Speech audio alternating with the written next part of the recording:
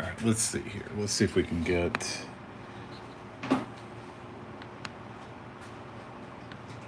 Your channel.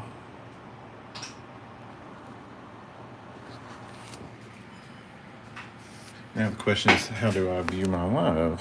Maybe I think it says you're live. Oh, did it? Oh, nice. Okay. All right, let's see. I don't. I don't want to hear myself talk. Okay. All right. Can you chat on there? Yeah. Okay. Got it. Cool. Okay. Let me set the camera up here. Maybe. You don't want that to be the one. Everybody can see that then. What's that? Everybody. It's fine. There's not enough people to. Yeah, not enough people. Even if they are, what are they going to do? They don't know the sign. Right. That's what I'm saying. Like at this point, like it just it's that's the problem is I would have to send the link out. What am I doing here? I know what I'm doing. I don't have the. I was like, why is this messed up? The camera's not rotated. Okay. Hopefully they figure out that there's a live going on. All right. Well, either way, I'll have it saved. So, hate that it's messed up like that, but that's okay.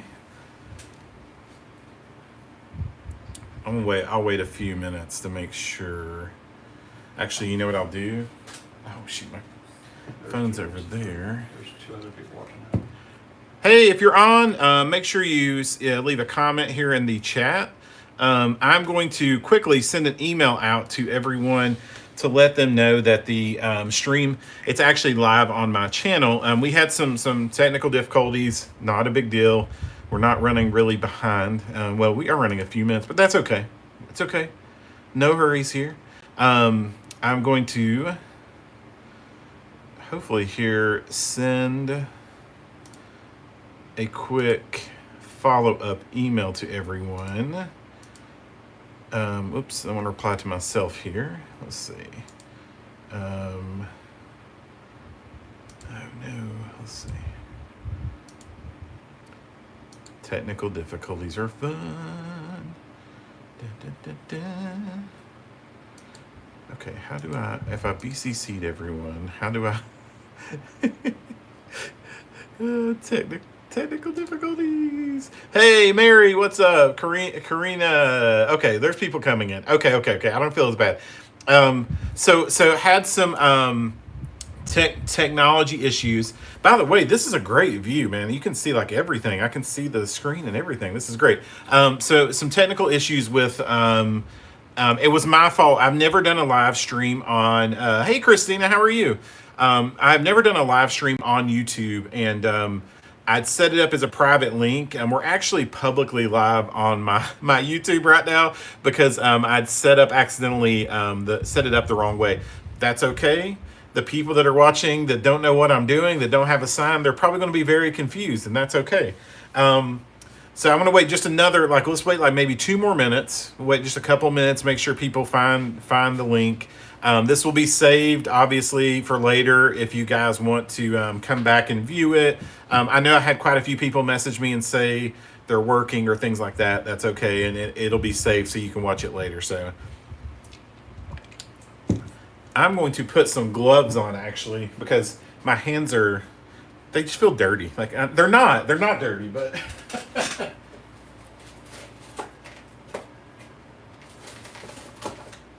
I just feel like it looks weird on a video. So, all right, does everybody have? If you got your supplies, everybody got all your supplies. You should have paint. You should have a sign. This is my original sign, but you should have a sign that kind of looks similar to this. This is the one you're going to be painting. This guy right here. You should have some water. A cup of water. Whatever. It can be a container of water. It doesn't have to be a huge amount of water. And then you should also have like a paintbrush or something along those lines. That will help. Paintbrush, sorry. A paper towel. Paintbrush obviously is going to be helpful. Yeah, I know I didn't send the water. I'm sorry, guys. I didn't send the water. I figured maybe you guys could handle that one.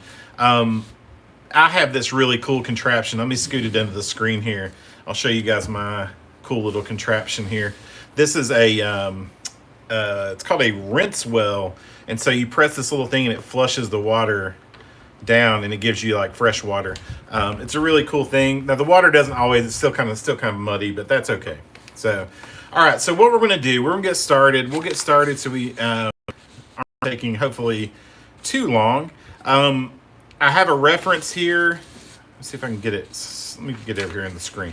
This is kind of what it'll end up looking like. Don't worry if yours isn't exact. Mine won't be exact to this either, so don't feel bad. But we should come out with something fairly similar to this. So what we're going to start with, you should have in your little paint things, paint wells, you should have a lighter brown color. It's called honey brown. I don't have the little paint wells. I apologize. I didn't make a set for myself, so I'm just going to use my paint palette. But you're going to use this lighter brown like this right here. Make sure you guys find that. And then you're also going to want, there's a darker brown. This is a raw umber is what it's called. Raw umber is a pretty basic color. There's raw and burnt sienna and all those different colors. So those are the colors. You're going to want these two brown colors to start with. You'll notice that in the paint pots that you got, that there's more of these colors than the others, and it'll make sense in a second as to why. So, all right. So what you want to do is get out. They don't have numbers on them, and I do apologize. Get out your brushes. I usually just get them all out and just kind of set them to the side here, so I have them. You're going to want to get your second largest. This is your largest brush. Get this one. It's kind of got a little bit more of a rounded edge to it. So get your brush like this right here. And then the first thing you're going to do is you're going to actually pick up your sign and you'll look around the edges and you'll see there are spots where there's a little bit of paint missing, right? Like you'll see some kind of like some white edges. So what you're going to do on any of these white like edges where the spray didn't get to is you're going to take your darker color. You don't need a lot of it. First rule of painting is don't slather it on. You don't need a lot of it, I promise you. But just get a little bit on the edge of your brush. And what you will see me do a lot, you will see me do this a lot throughout today, is I will get it on my brush and then I'll actually kind of like brush it off just to make sure there's not a lot on that brush. So you can see, I'll hold it up here closer. There's not a ton on there. And all you're going to be doing is just dabbing that dark brown that down into the crevices. So, and you want to just try to cover some of those spots, or at least cover as much of them as you can. And this will make sense in just a minute as to why we're doing this. I promise you. I always just, when I first start a sign, this is literally the first step I do every single time. Some people will tell you when they're painting that they prefer to work from light colors to dark colors. Like whenever I worked at Disney, that was one of the things a lot of people working over there. I do it backwards to most of them. I do dark colors first, and then I work to the lighter colors. And you'll see what that means in a second. If you don't really understand that, you'll see what I mean by that in a second. So just keep working your way around the edges. Take your time. Spread it really thin. Like don't glob it on. You don't want it to be really heavy. You don't want it to be super, super heavy or thick. So, and part of the reason, there's a lot of reasons as to why. One is if it's too thick, it'll take it a long time to dry. If it's too thick, it'll dry and you'll actually lose some of your definition. So you can see, if you're looking at your sign, you can see there's a lot of wood grain definition in it right now. If you put it too thick, you'll lose some of that. So I'm just going to keep working. You can work whatever direction around the edges you want to. You probably will get some paint on your fingers doing this. I did not put the gloves on because of that. I don't care if paint's on my hands. 9 times out of 10, if you meet me, I probably have paint on my hands. Not because I didn't wash my hands, but just because I have to like scrub it off after I do so many signs. And it takes a while. Like I have a special like soap that I use, like a lava soap, to get it off my hands and everything. So just keep working around. If you have any, also if I'm going too fast or if you have any questions, feel free to post them in the chat. and I will do my best to answer those for you. So just keep working around the edges. Shouldn't be too bad. I tried my best to get as much of these covered as I could. Sometimes I get in a hurry when I'm doing signs, and I'm like, I'll just paint over it later. It's not a big deal. But with these, I did try to get as much coverage as possible. So, so you shouldn't be too bad. So, now, did any of you guys do you have a hair dryer? One of the things I mentioned in the kits that I sent out and in the email is if you have access to a hair dryer, that's super beneficial, and it'll be very beneficial today. Because what will happen then is once I'm happy with how much of this brown that I have on, is I will use my hair dryer here in a second, which will be loud, I apologize, and dry this really well, which allows me to go to the next step. So not quite there yet, but when we get there, that's what will be happening. So there'll be a lot of spots probably around these, especially down here around the flowers on the bottom. It's kind of hard to get up underneath those and stuff when you're spraying. So I always give everything a spray base coat. The resin, I could paint directly onto the resin, and I've done that before. But the problem is that the resin kind of has a little bit of a, I'll say, oily texture to it, and not texture, but the paint won't necessarily stick the best to the resin sometimes. So giving it a good primer coat that's sprayed on will help a lot. So that's the reason I do the spray coat first. So.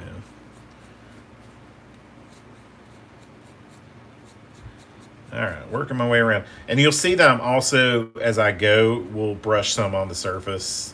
Like, that's fine too. Like, if you see spots anywhere, honestly, it will probably help you just to get a consistent coat to just brush a little bit on the surface too.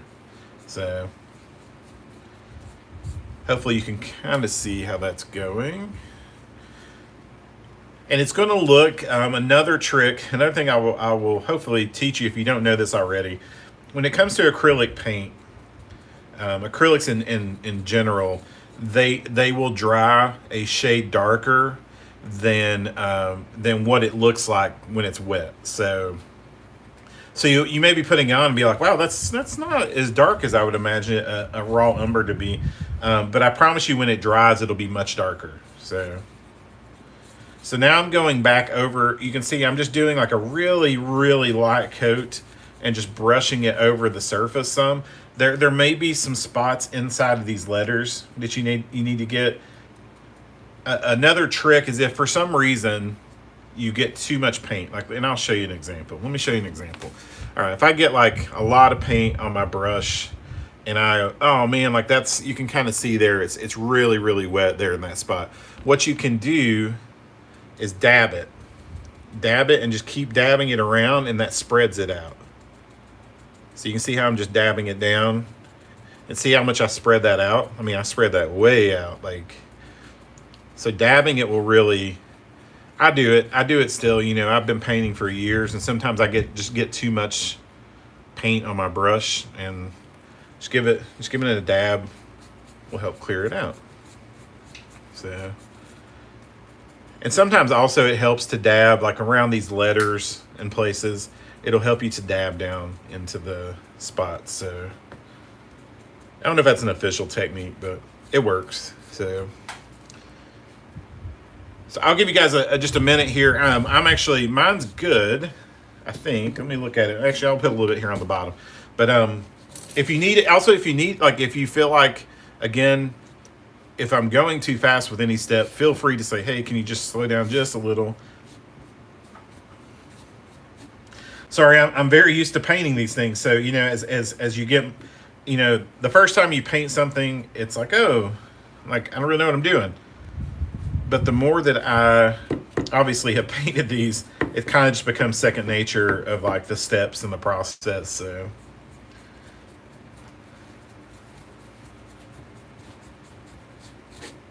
All right, I'm gonna give you guys just a second to let you finish dabbing yours real fast there. So I'm gonna get a drink.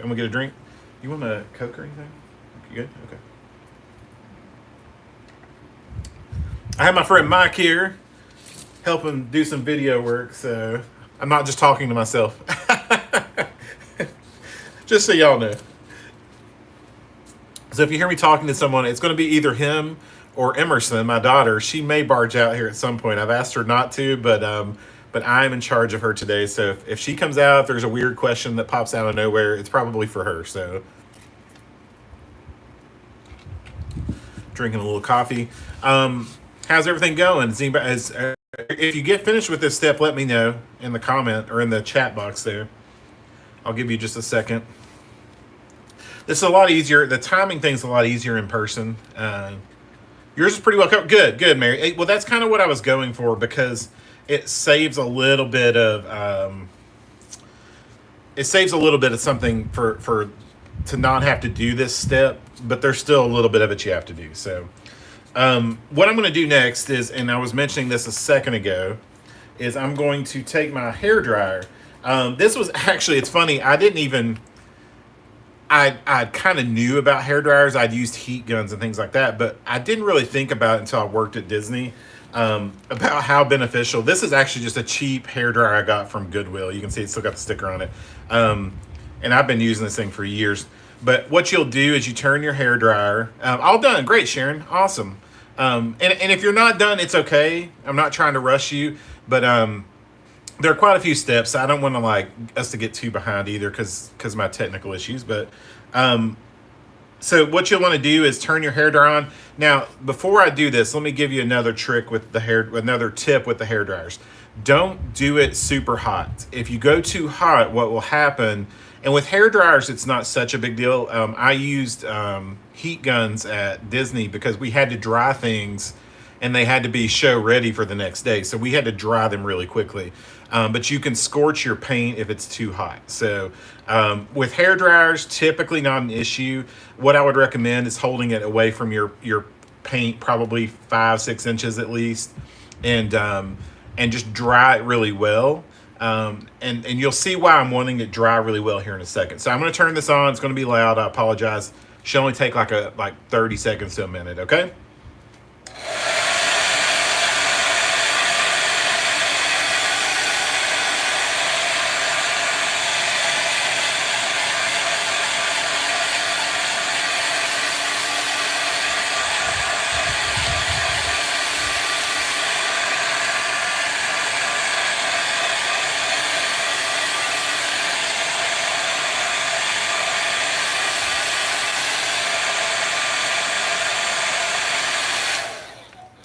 All right, there we go.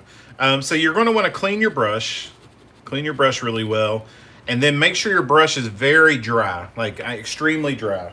We're going to do a technique now called, that thing tripped over there. We're going to do a technique now called dry brushing. Does anybody ever dry brush something? It's a very popular technique for doing wood grains. So like when you go to the don't mix up your coffee and the brush water.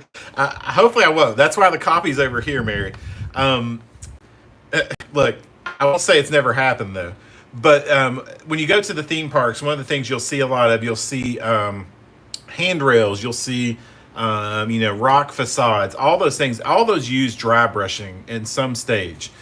So dry brushing is a technique where, and you'll see I'm making sure I'm like rubbing this against my glove to make sure it's as dry as possible. Dry brushing is literally where you dry brush a paint onto a surface. The trick with there's a couple of tricks with dry brushing. One is you don't want a lot of paint on your brush. So you'll notice in the email I sent yesterday, I mentioned having like a paper or a piece of cardboard or something there beside of you.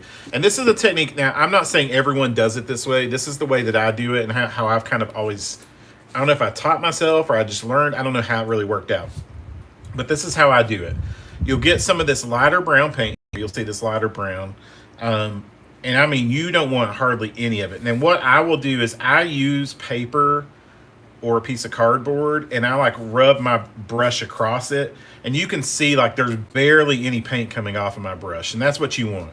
So then you want to hold your brush kind of parallel to the surface as much as possible. If you hold it up and down, you're going to push the paint into these wood grain lines, and that's not what you want. You want this to just go across and skim the surface, right? So I'm gonna do a few, like just a few brushes here and show you kind of how it works. So you can see how dark this is right now. I'm gonna spin this around. It's a little easier for me to hold this way. Get a little bit more paint. This does take some trial and error to kind of get used to. You get used to how you hold the paintbrush. You get used to how much paint you need on the brush. And you'll see I have to go back and get paint very frequently. Very frequently you're going to need paint. But that's okay. Like, that's the point. Like, you don't want, this shouldn't be a lot of paint at one time. So I'm going to go along the edges here.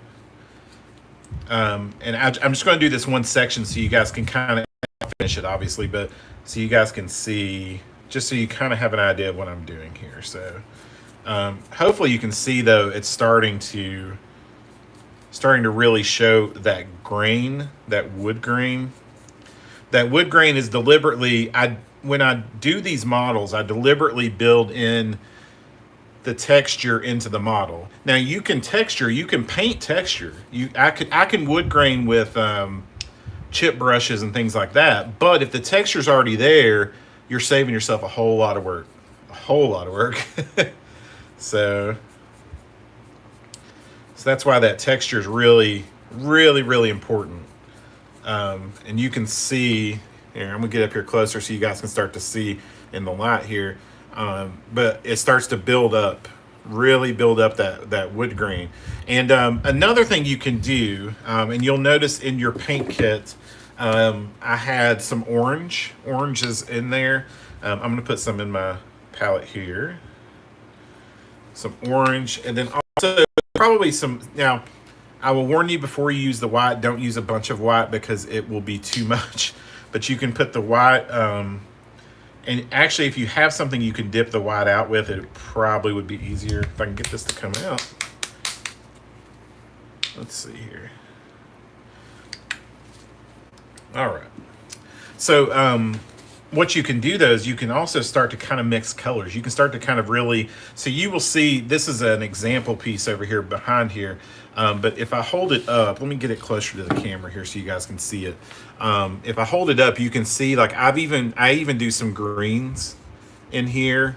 And actually this one, I'm not really sure what I was thinking, but I was just playing around. But there's some purple, in there. There's some orange in there. So you can really kind of play around with it to give it some more color depth. And it's hard to see it on this screen, like I'm looking at the video across, but it really gives it more of a depth of color. So with the orange, what you can do, get a little bit of that orange, not too much, you don't want a bunch of it, and then get a little bit more of your brown, and you'll kind of get a, almost like a, not really a peach color, but, and then you can kind of like streak that across in places. Does that make sense? Hopefully. So let me know, and let me know. I know you guys are painting, so it's hard to in the chat. But if you have questions or concerns, or if it's going well, let me know it's going well. I'm just going to kind of work my way around. So you're going to want to do this dry brushing on the sign surface here, on the post surface as well. So, and it takes, this is the bulk of, that's the reason you have so much of the lighter brown paint. The bulk of the painting on this is the dry brushing. So you're going to dry brush this surface really well, and you should start to see something like this, like what you're seeing with mine, where you're seeing that texture really pop out. So just keep working your way around, dry brush.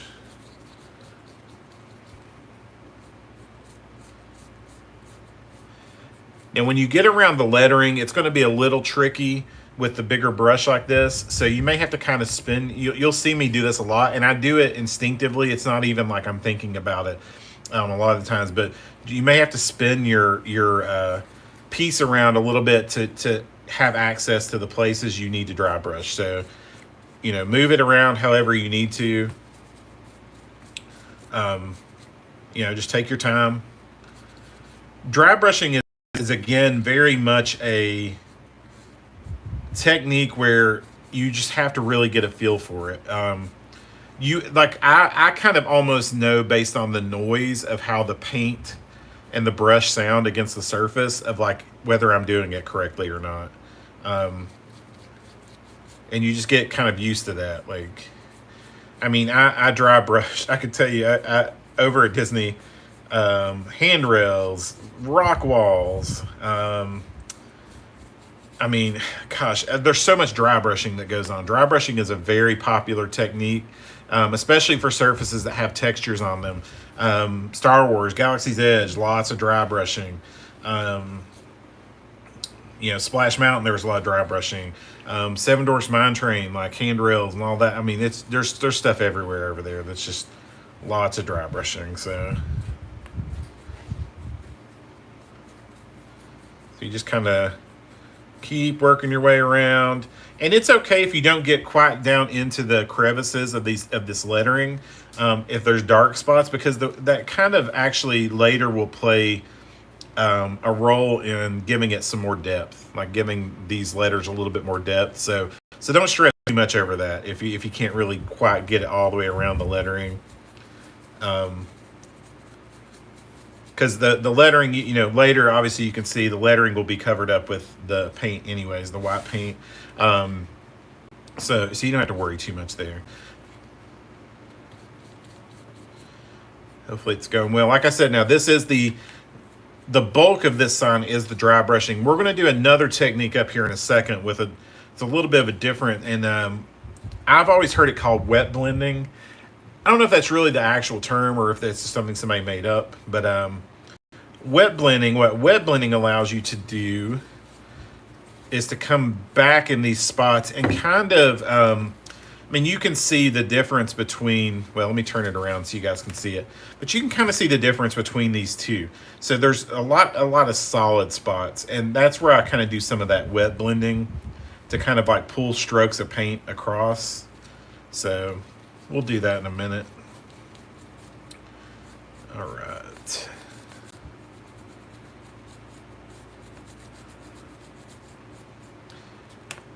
If you get a spot, that's a great question, Mary. If you get a spot, and I'll tell you what, how about this? I'll show you. Watch this. This is not, I don't recommend doing this but okay, like what if I do something like that? What if I'm like, oh man, like I just totally messed that up. Oh, I put it way too heavy there, right? All right, we're going to do two things, Mary. And it's really easy, I promise you. Don't stress. Wiping my paintbrush off over here. All right, first thing you're going to do, you're going to get your hairdryer out. If you have a hairdryer, hopefully you do. If you don't, it's okay. But what you want to do is dry that spot. So if it's really wet, if that spot's really wet, make sure you drag it out. It doesn't matter if it may stress you out. You may be like, oh my gosh, I just ruined this thing. I promise you didn't. I'm going to show you how to fix it, okay? All right, so what you're going to do is you'll dry it.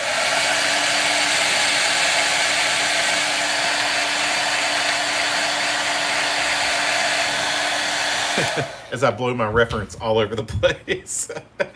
Okay, you're going to dry that spot really well. And then what you're going to do is you're going to come back over here. You're going to get your dark brown. And you don't really have to go super heavy with the dark brown, but you're going to kind of cover that spot up. It's kind of like we're resetting that spot. Does that make sense? And just make sure you drag that dark paint. And sometimes you may have to do this twice. What I will tell you is acrylic paint, I use a cheaper acrylic paint. It works great, but you may have to do a couple layers of it. So you're going to, again, get your hairdryer out and dry it.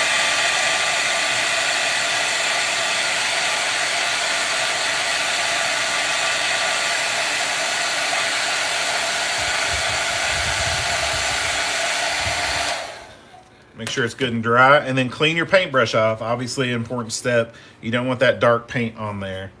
And then you're going to go back and try to just dry brush right back over that spot. My brush is a little too wet, sorry. But we're essentially going to come back, and I probably should have made it a little darker.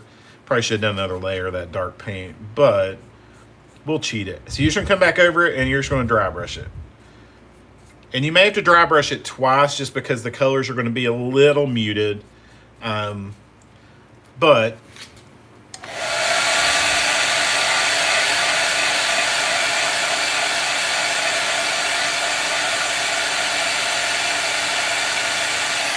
there we go. Let me do something. Hold on one second. Let me I'm going to put this under this so it doesn't keep blowing away. I didn't really think that through. Okay. So, but you can see here, I'm going to dry brush that spot one more time, really good. And that spot, you know, it's not, look at that, see? So hopefully you can see kind of what I did there. And you can kind of, you know, come back around and blend it. You know, you may have to do a little bit of blending with the dry brushing, but you'll get there. So does that make sense, Mary? Hopefully did that help you? I hope so. The thing about painting, and I always tell people this, and I told people this, we did the make and take there last year here locally. We did it locally, and when we did it locally, you know, I always tell people, like, you can always fix it.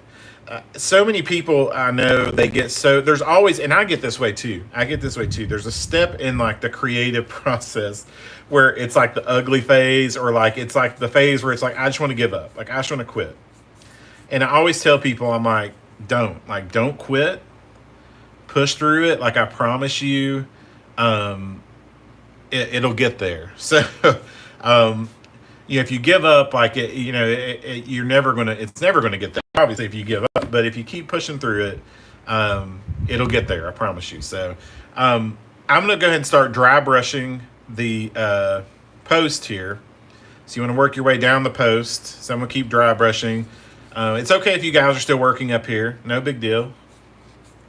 We're going to come back up here to this in a minute, but I tried to pick a sign. When I was trying to figure out which sign we could do for this, I always try to pick out a sign that kind of allows for some different techniques, hopefully for you guys to learn. So I didn't learn a lot of these. Being real with you, I didn't learn techniques until I worked for Disney. I'd always been a painter. I'd always kind of winged it. And there's still a lot of tendencies and things that I do that most people, like I said, at Disney may not that way, but it's, you know, there's more than one way to skin a cat, you know. So the post usually goes pretty fast. That's why I leave it for last, but you can see I've pretty much got it done. So now what you can do, I was going to go back and show you guys. I got the white paint out, and I apologize for my accent. I'm country. The white paint out, and so what you can do, you don't want a lot of it. But you can get a little bit of this white paint on the end of your paintbrush. Now, I mean, just a little bit. You can see here, I mean, I don't have very much at all. You can mix it in with your brown. And what that's going to do is it's going to give you kind of almost like a tan color. And you don't want a lot of it. You just want enough to use as an accent. So, but you're going to use that, and then you can come back across and start to kind of hit those high points again with that color. And it'll really start to like make like layers. With the dry brushing, what you want is layers. You know, you want it to look natural, right? Like, or well, somewhat natural. You know, you want it to look like it's wood grain. You know, wood grain's never uniform, right? Like it's never just one shade. So you can see I'm going back and I'm using that white paint and I'm mixing it. When I mix it, I always use, like I was saying, I use a piece of cardboard, or my workbench always has like has craft paper on it. And I'm sorry for shaking the table there. And so I'll use that to kind of use almost like a mixing palette, right? Like, and when I worked at Disney, you know what we used for palettes when I was out in the parks? We actually used trays from the restaurants. we would like swap a few trays and take them and use those to mix paint on out in the park. So it was just convenient, and they clean off really easily. So yeah, we use those. But what I'm doing now is I'm taking that lighter color and just kind of slowly, gradually building up another layer, a lighter layer on top. So what I was saying a second ago, earlier there, was that I work from dark colors to lighter colors, right? So the layers are going to be, the darkest color is your first layer, which is the first thing we did. The second layer is that medium brown, that honey brown, which is the second layer. And now I'm doing a third layer on top of there that's an even lighter color to kind of make it pop just a little bit more. And you can even go, you can go 4, 5, 6. I mean, you can do as many layers as you want to with this. I mean, I will add, I do usually add some greens, some oranges, different things like that on top. But you can see with this, and even if you don't feel like there's a lot of paint coming off, just keep kind of scrubbing at it. You can see I'm kind of really pushing it down and scrubbing at it now. There's not enough paint to really push into the crevices, so.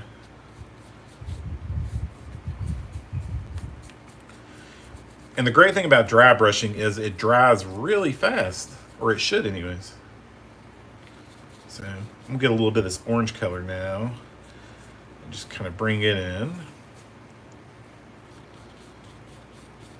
Get a little bit of, just to kind of give it, you can take like the edge, turn your brush kind of sideways like this, and just kind of almost give it like a streak of orange here and there.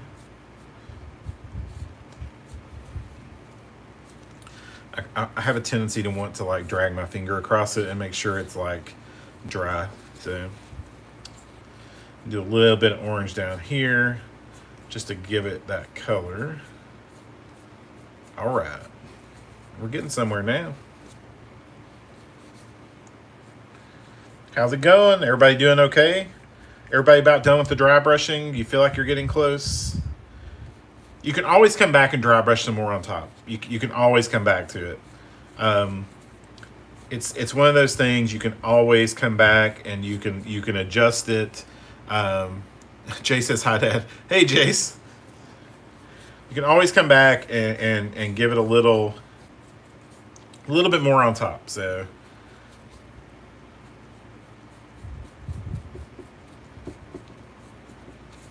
All right. How's it going? I'm going to set that there for a second, let it dry, clean my paintbrush off. Feel free to, in the chat, let me know how it's going for you guys. So we got 14 people in here, so that's good. Most of the people, we had 25 signed up for the class. Well, we had 25, really it was a couple of doubles, so I suspect there's some people watching it with 2 people. So let me know how it's going for you. I'm going to just let that sit there and dry for a second. One of the things the next thing we're going to do, and we're only going to do a little of this because it's a little tricky, but I kind of wanted to show you the technique just so you have an idea. We're not going to use this paintbrush. +1. Hey, all right. Christina. Oh, hey, Christina and Sheena. Okay, cool. Hey, that's good. Awesome. I love that. I love that you guys are watching it together. Good. Hopefully you're not stressing. Don't stress. Here's the thing too. Don't stress. I said this when I did the live make and take. Don't stress. Even after the fact, feel free. Oh, cool. Very cool, Sharon. Feel free to always, like, I'm available. Reach out to me if you have questions about like how the painting is going for you, or if you want to or you're a little OCD. I promise you it'll get there. I promise you it'll get there. I'm going to show you a few things here that will probably help you. Make sure that your sign is really dry. That's the first step. I'm going to give you a second. If you need to dry it with your hair dryer, give it a good once over to make sure it's dry. What you can see though, hopefully, is that this is kind of my example when sitting over here. Just to show you the technique example. You can kind of see though how these are starting to look like each other, right? Hopefully you can start to see that. So Mary's like, I'm worried about it. It's okay, Mary. I promise you, Mary. We'll get there. So you can see though. Hopefully you can start to see how the two are starting to look similar, right? Not quite, and that's okay, because the beauty of this the beauty to some degree of everything that I make is that they're all different, right? Like there's different techniques. The dry brushing is always going to be a little different. The paint's always going to be a little different, and so that's the thing I love about it. Hopefully, that's the thing you guys love about it too. But yeah, so it's always going to be a little different. Okay, what I want you to do is hopefully you've had time to dry your sign. You want to get a paintbrush like this guy right here. I wish these had labels on them so I could tell you like a number.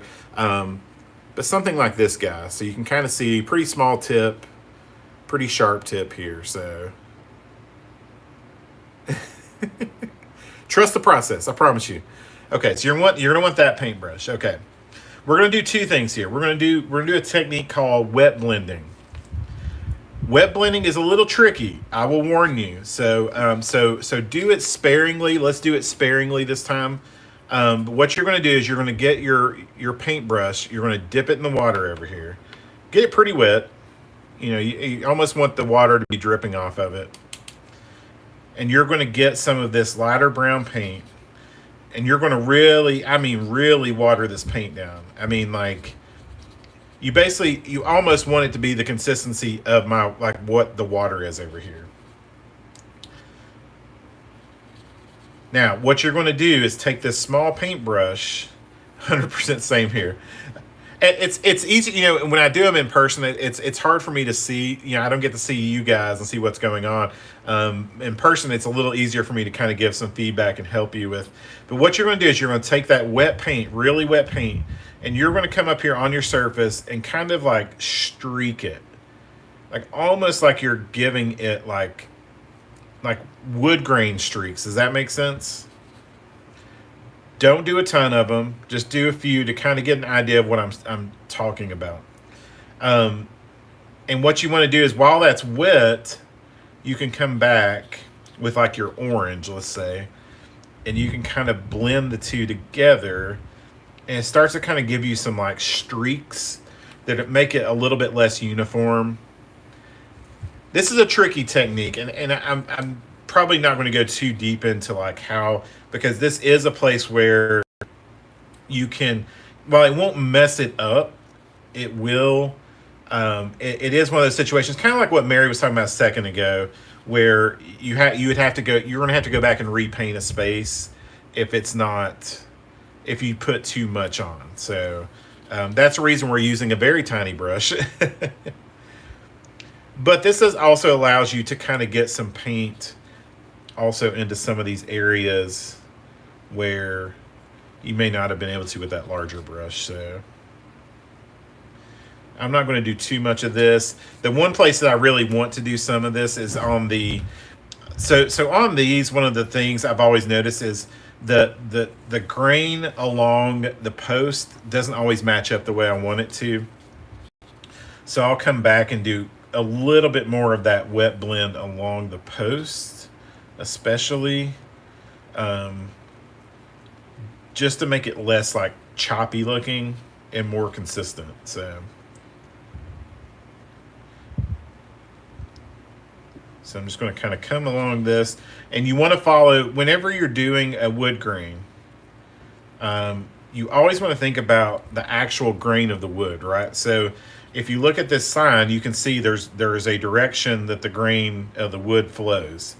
So obviously up here it's going left to right. You got this. The post doesn't look like, that's the thing it's.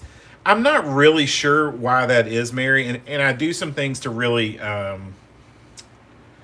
as I paint these, I do some things to kind of trick that. Like it's kind of a paint technique thing, but I've kind of always wanted to go back. This is one of the the Laugh and Play sign was probably maybe the fourth sign I made. I don't know. It was pretty. It's been a while ago. It was back in 2020. No, Mary, it's not. It's not. And so this is one of those I kind of always wanted to revisit, and I just never have. So maybe one day. Maybe one day we will. So. All right, so I'm just doing a little bit of that. That's good. You don't have to do too much of that. I wouldn't do too much of it. only because, like I said, it's a little tricky, and I don't want you guys to feel overwhelmed. But what the wet blending allows you to do when you really do it and you do it well is it allows you to, you can kind of see more on this one. Hopefully, let me get it a little closer for you guys. You can see though there's a lot of colors in this one, but they're blended together really well. Wet blending, and I wish I had one here. Well, I can show you this one. Let me show you this one. Show you a good example of how I do some wet blending. Excuse me. Wet blending is really great for. Let me move it over here. Oh, get it under the light. There we go. For like gradients, like when you're doing a gradient for like for lettering like this, you can wet blend a lot, like in water. If you've seen the original, the Splash Mountain sign, that's a lot of wet blending. So that's where you're wanting all your paints to kind of blend together, so you keep them really wet as you're blending it. It's a little tricky. It's a tricky technique. Another example is. Luckily, I have a couple of examples sitting right here. So another example is this right here. So you've got this where it's a little bit more of a wet blend going on up in here. So for that sunset. So you can see how, in person, you can kind of see a little bit better than you can on video. But like in person, you can see a little bit of like the brush and like how it's in between. But like when you really take pictures and video of this, it really looks like a nice smooth transition. So that's kind of what you want, like with a wet blend, is it for it to be kind of almost like 2 or 3 colors, but it look like it's like a natural transition between them. So put that back up there. All right, how's everybody doing? Good? We doing good? I'm gonna go drink a coffee and then we're gonna go to the next step. All right. Oh no, I'm about out of coffee. Oh no. All right. Keep your same paintbrush. We're going to move to this next step here. Now this is also going to require, now this is not a blending technique. This is a really easy technique, I promise you. You want to have that same sharp kind of edged brush like I'm using here. And you're going to dip your brush in the water again. And this time you're going to get your dark brown, your darker brown there. And you're going to get like, you're going to water it way down. Like way, way down. Like you almost want it like an ink consistency. Oh no, I dipped my finger in the paint. Don't want that. Well, we're going to have to, hold on one second. No glove. Here we go. Okay, we'll do it without a glove. So you want that like really dark brown. Get it really wet. You can see here I'm blending a lot of water into it. All right, now what we're going to do is a lot of these deeper lines. So you can see there's some of these deeper lines like here. So you're going to start to put some of that brown. Just take your brush, be really careful, almost like a pencil, and just run it along that line. It's okay if it's wet. It's going to look weird. I promise you. Trust the process. So just do that in some of those really dark lines. It's up to you. You don't have to do it in all of them. I don't do it in all of them. I kind of pick and choose. But just take your dark paint and just kind of start to work into some of those lines. And what this does is this will help when you were dry brushing, let's say, kind of like what Mary there, like when we did that section down here, where you got too much paint into like a crevice, maybe into one of the lines of the texture. This kind of helps make those lines like pop back out, kind of makes them come back out. So just, I usually tend to hit the really thick lines, especially. But yeah, make sure it's watered down. It doesn't have to be, and go back and get some more water if you feel like you don't have enough on there. And just kind of work your way through all those lines.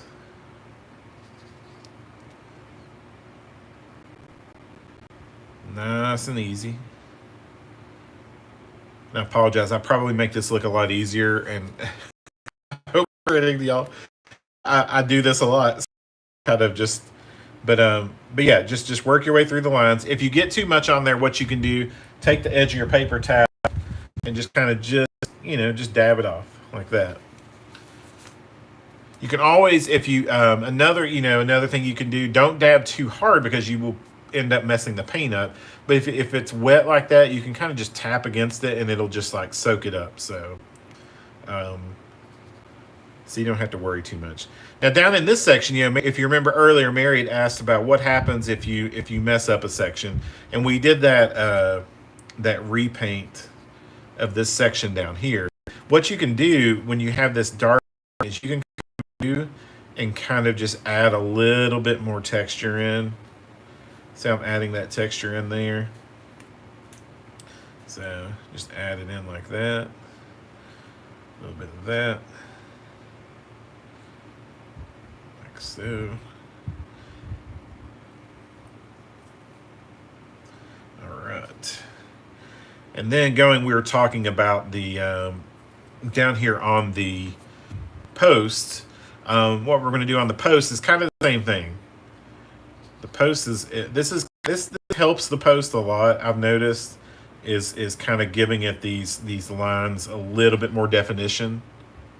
So just come along here, and sometimes I'll go a little bit darker, a little bit heavier on the post. So you can see there, hopefully it's going okay for you guys. Anybody have any questions or concerns, mean comments? So another thing I do here on this step is I also water down that brown and use it like a shading. So think about if your sign is, this sign, let's say it's standing up, right? So there should be kind of almost like dark shading here where the post and sign meet. So I'll take a little bit of that watered down brown and just kind of like go right along that edge there. Let me bring that up so you guys hopefully can see that. Just kind of work it along that edge. And it's going to look weird. You're going to look at that and be like, man, I don't know about it. Like, just trust the process. I promise you. So it's going to be our thing today. Trust it. Just trust it. So, all right. So now I'm going to do something here. Watch this. I'm going to dry that.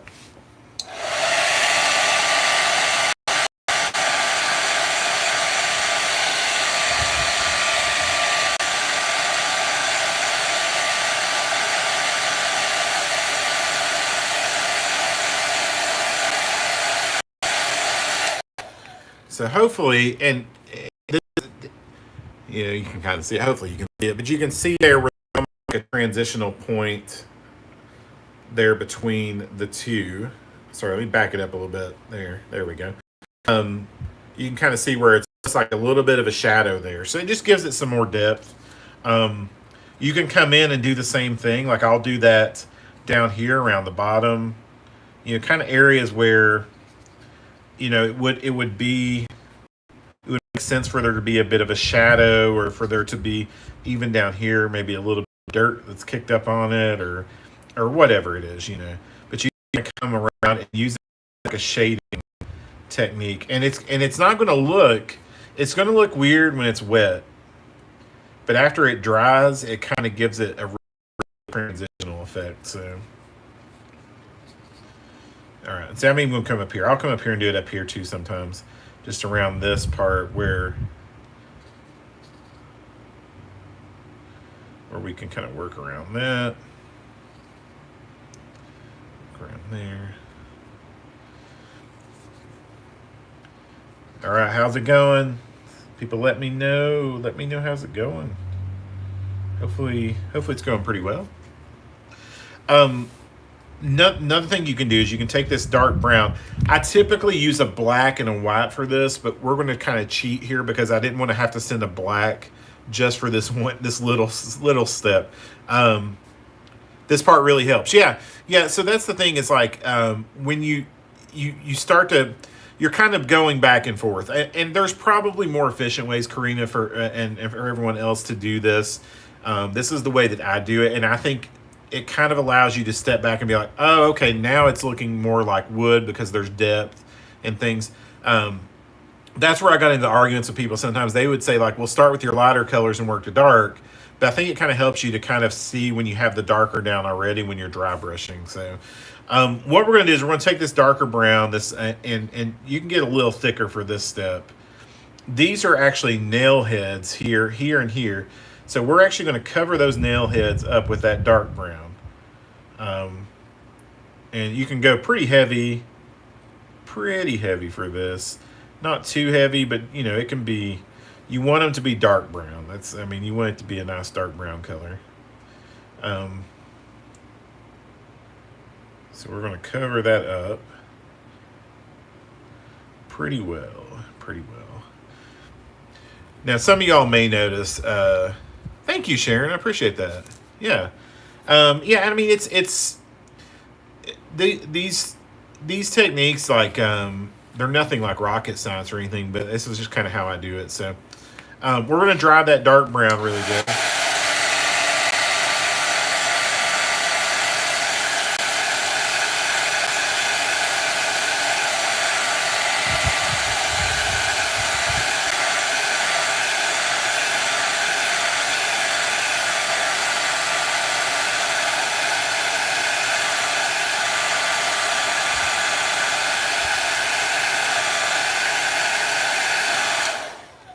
Okay, and now what we're going to do is take a little bit of your white there and mix it in with that dark brown. And you're kind of going for, it's not going to be a true gray, obviously. It's going to have um, a brown tone to it. But you're mix it in there and get kind of like a dark gray color is what you're looking for. So you can kind of see, hopefully here to the left here, or to the right, sorry. I'm kind of mixing that in and getting that kind of that grayish color. And then you're just going to kind of almost, you don't really dry brush it, but you don't want to go too heavy just to kind of make these look like they're nail heads. So, again, I do typically use for this, I use a black and white just to give it a little bit more of a true gray color. But in this situation, I didn't want to have to send a thing of black just for literally for this step. Like it just didn't make sense. So, because this would be the only place you would use it, and just felt wasteful. So we're kind of cheating there. But you can see, hopefully, you can kind of see it looks like it gives it kind of like a rusty nail head kind of look there. So, and that's what you're going for. You don't want it to look like. It wouldn't be a shiny nail, stuck in a post that's been, sitting by the creek bank or whatever. So, one of the things I'll kind of tell some Disney stories that I haven't told. Well, I've told most of my Disney stories, but story is really important, right? Like when it comes to things. So anytime I make something, I always try to think about like. And that's the Disney employee in me probably, but like think about like what's the story behind it, like why does it look this way, why is it painted this way? So when it comes to something like this, you're thinking about like, well, like what would the nails look like if they were like in a sign that was sitting on the creek bank for 10 years or whatever, or 30 years or however long, I don't know. And think about that as you're painting it. Think what's the story behind it and why it's painted that way. So we're going to go down to the bottom. I want to make sure everyone is fairly happy with the top part, though. How's everybody feeling? Everybody feel pretty good? Make sure this is good and dry. Make sure you're good and dry up here before we move down to the bottom. So we're going to come back to the lettering here in a minute, but I want to make sure everybody's kind of on the same page. So.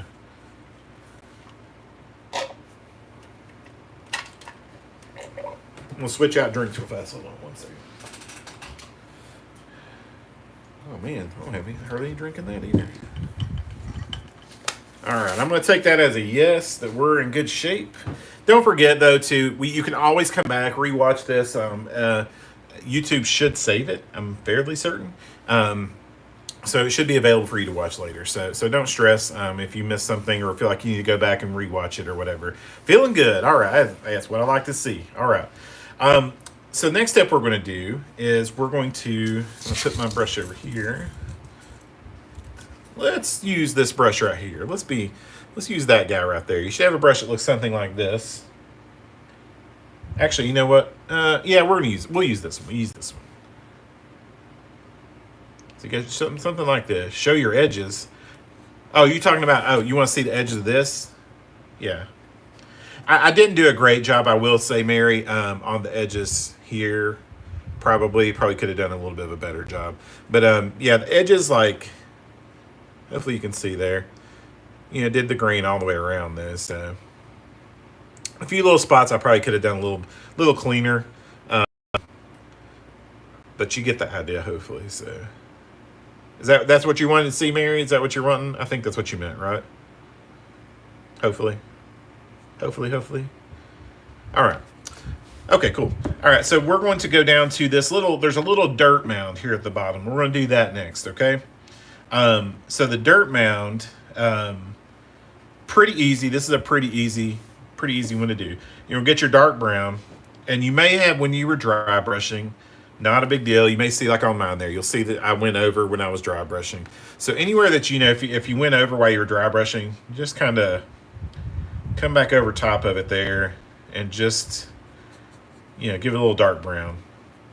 It shouldn't be anything too crazy, but I don't worry too much about going over edges when I know it's something I'm going to paint later anyway. So so go ahead and do that. Do that and then dry it really well. So I'm gonna turn my hair dryer on.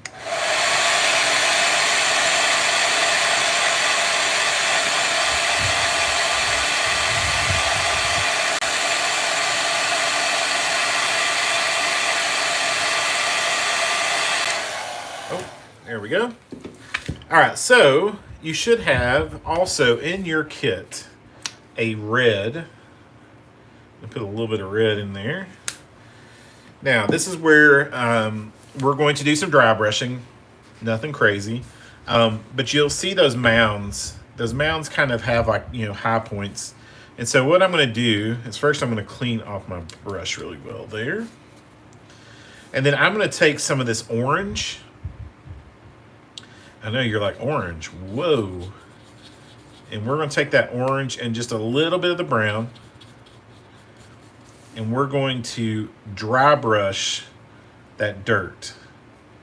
This is a little tricky because you have to kind of move it's not flat like this is up here. So you may have to move your piece or your brush around a little bit to get what you want.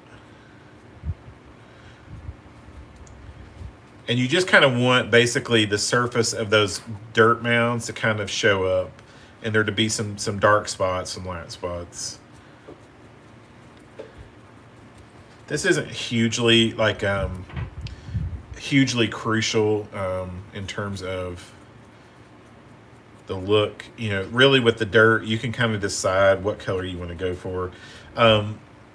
When I do these, I do typically try to go with like a bit of more of an orange in mine, only because the orange, if you ride Splash Mountain and you obviously you've ridden Splash Mountain, you'll notice that kind of there's a clay, like a clay look to, I believe it's Georgia clay, maybe I'm messing that up. Is it Georgia clay?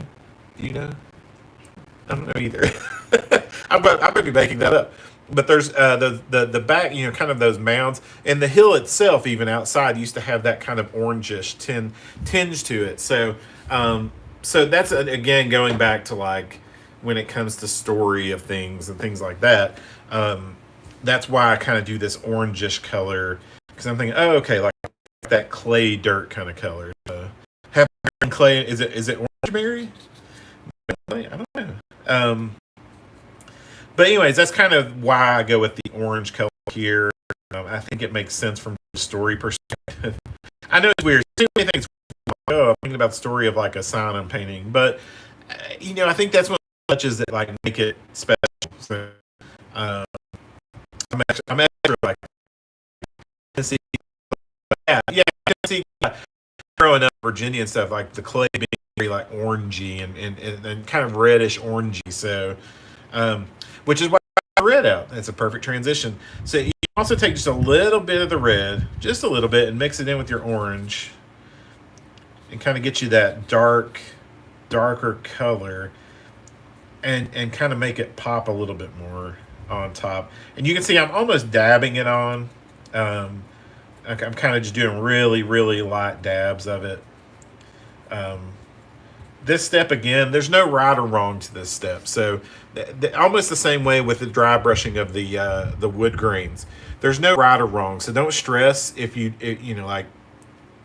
it doesn't look like mine, it's okay, because there's not really a right or wrong on this. This is more about technique and just kind of what you're happy with. So you can make it green, you can make it blue. I mean, hey, you can do whatever color you want. I'm not sure if there's blue dirt. Well, maybe Pandora or somewhere. I don't know.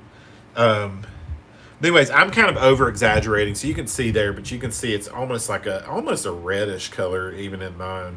But that's what you kind of want that. So you can see you see the kind of the mounds, and kind of like, it's not really rock. It's kind of like kind of muddy clay kind of spots, So that's a pretty easy one to do down there. Pretty easy. Almost done with that. Let's do a little bit more around there. I'm pretty happy with that. How do you guys feel? Feel pretty good about that? Feel like it went pretty well?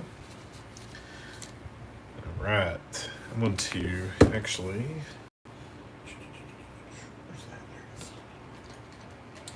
Now what happened in that little spot? But we're going to fix it.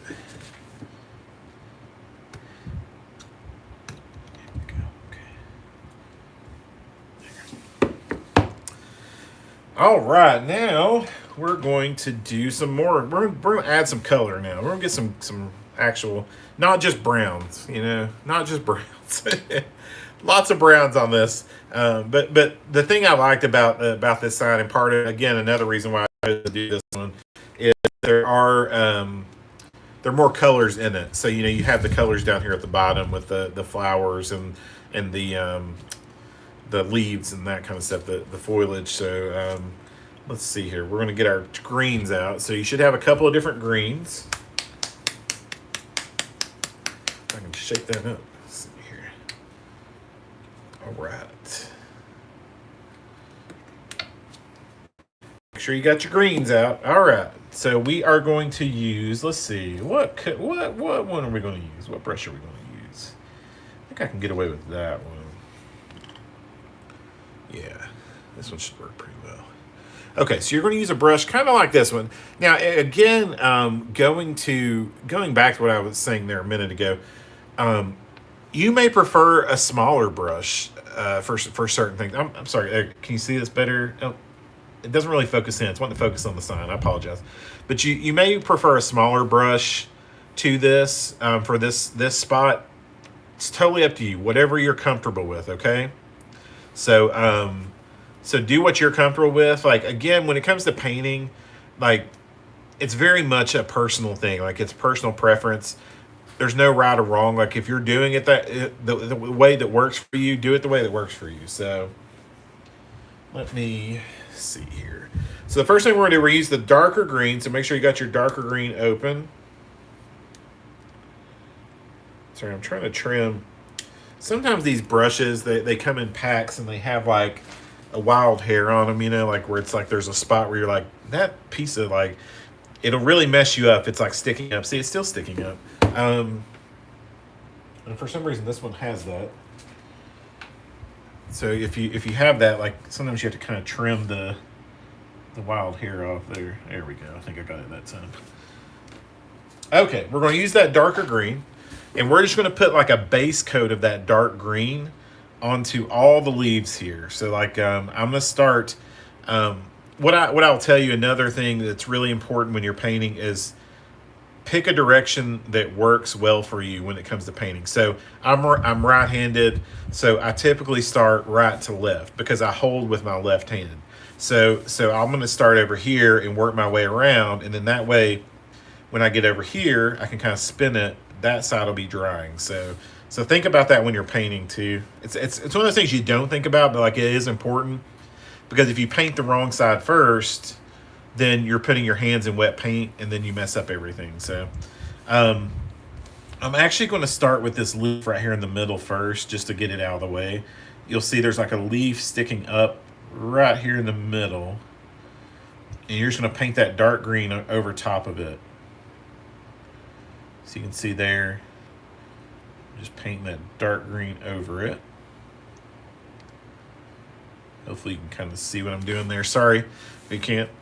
You can't. Maybe I can get a little bit closer over here. Sometimes I want to cover it with my hand, but just kind of go over it. And this can be pretty thick.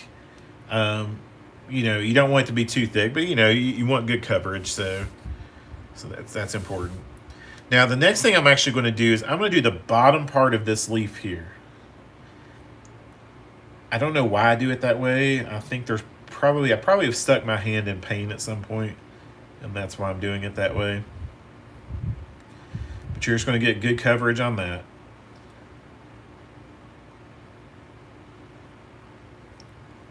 Just work your way around it.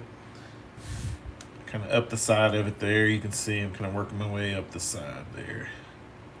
Up under that flower. I would try not to cover, in this step, it's probably something I should have started with. Try not to cover the flower too much, because it just makes your work a little harder here in a minute when we do the flower. So try not to get the green on top of the flower if you can. It's not a big deal if you do, but so you're just going to come around this side, do these leaves. Try to be really careful. And it's okay if you get some green on the mud down here on the clay, but try to be careful. And if you can get away with not doing it, it'll help save you a step. If you do get it on the clay for some reason, you can always just kind of go back over top of it. But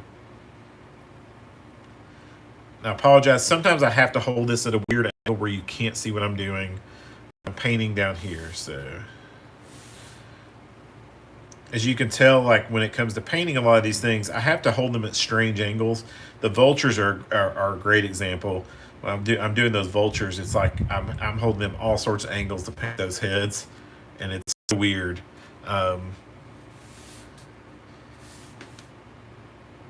When I was working over at Disney, I worked in Dinosaur a lot. When I worked in Dinosaur, there were so many precarious positions I had to get into to like repair dinosaurs.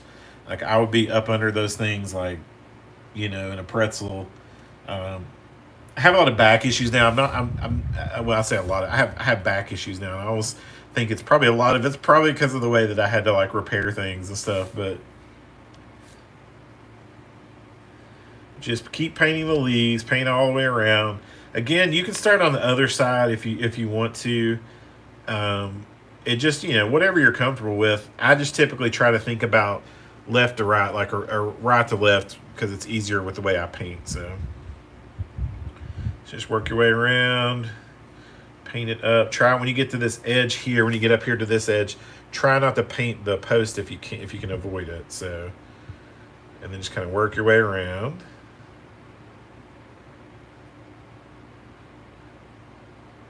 So you should have, that's one side there kind of done.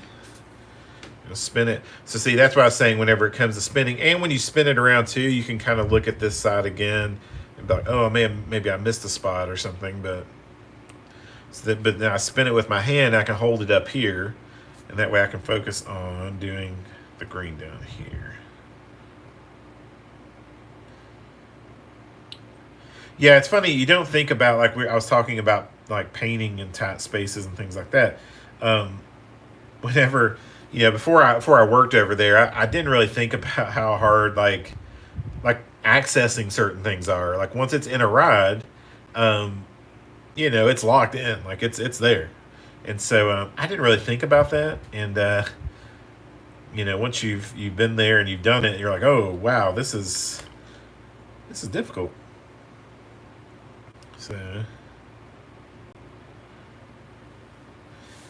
Just keep working our way around, and I paint these really fast, and I'll give you guys a second once I get done, because I know I paint it really fast, because, or at least I feel like I'm painting it fast. Maybe I'm not, but if I'm painting too fast, I apologize. I'm just so used to doing it and kind of working my way around and really. So another thing, if you get spots, again going back to too much paint, if you can, like, I kind of, you'll see sometimes I'll do something where I'm kind of like shaking it back and forth. I'm making sure there aren't like huge like paint blobs on the surface, and if I see one, I'll just kind of like use my brush and just stroke it out to make it really smooth. So not as fast as you.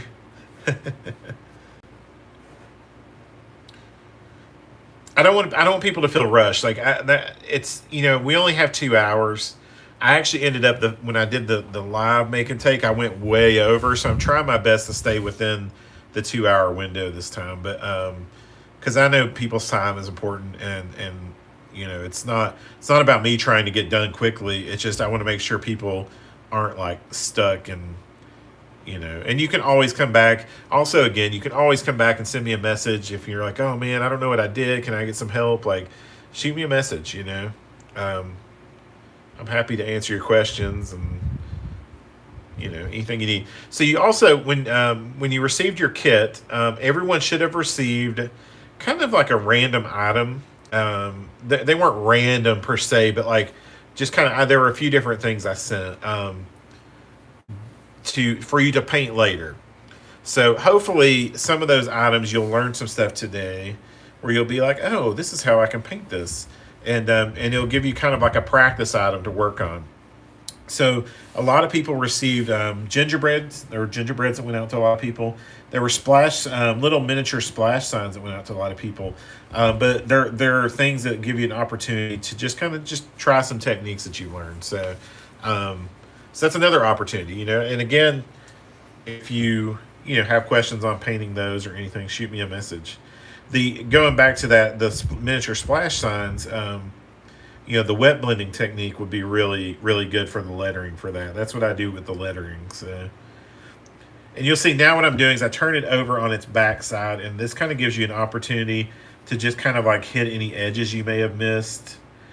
Sometimes it's hard to see the edges just because of the way from the front, the angle, and things like that. So you should end up something like this, something that looks kind of like this. So give you guys just a second to catch up to that. Hopefully you guys are getting pretty close, but so I'm going to clean off my paintbrush in the meantime.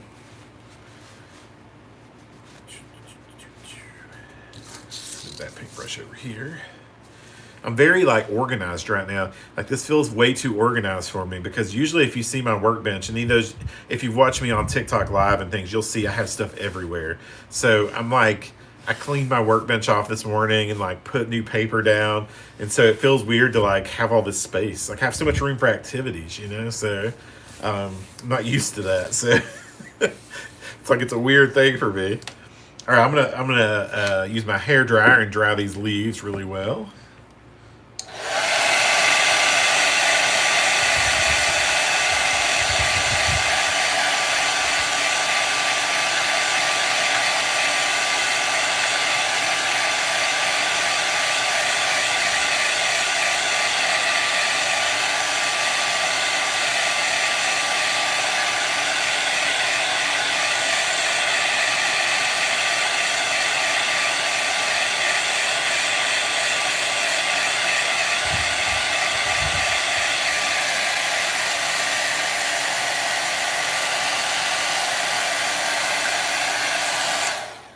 Sound like me when I clean my office.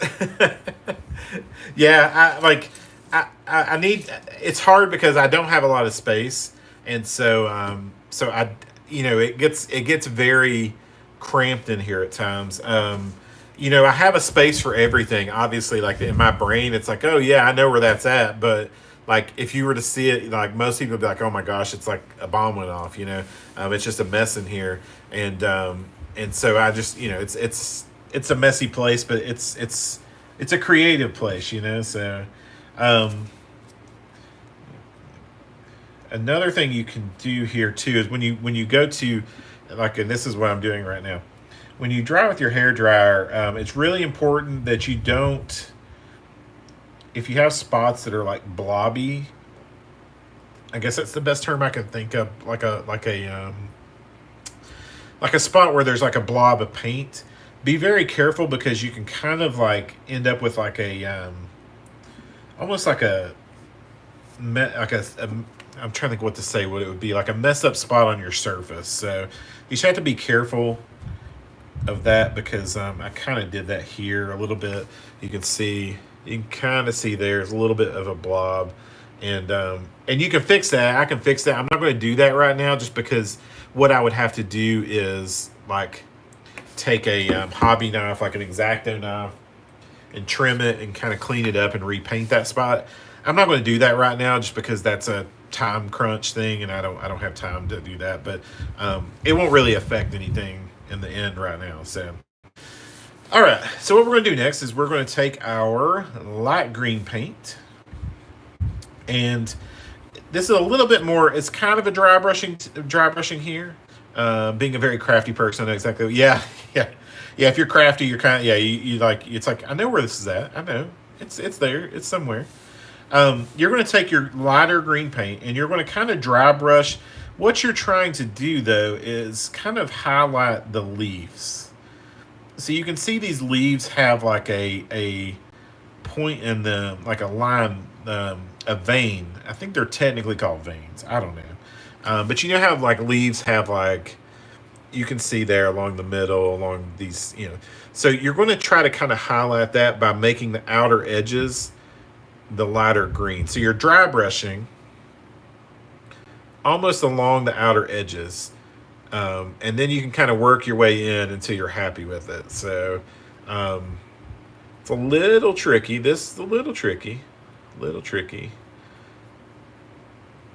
But hopefully, let me see if I can get another thing you can do too, and this is cheating, but I do it. You can see me using my finger. That kind of allows me to spread the paint just a little bit more than I had. But you can see, kind of see there, hopefully, what I'm doing. Let me do the bigger piece here. It may be better. And I'm going to have to come back with a little bit more of this green in a second. But you're going to kind of come up. This is kind of a back and forth process.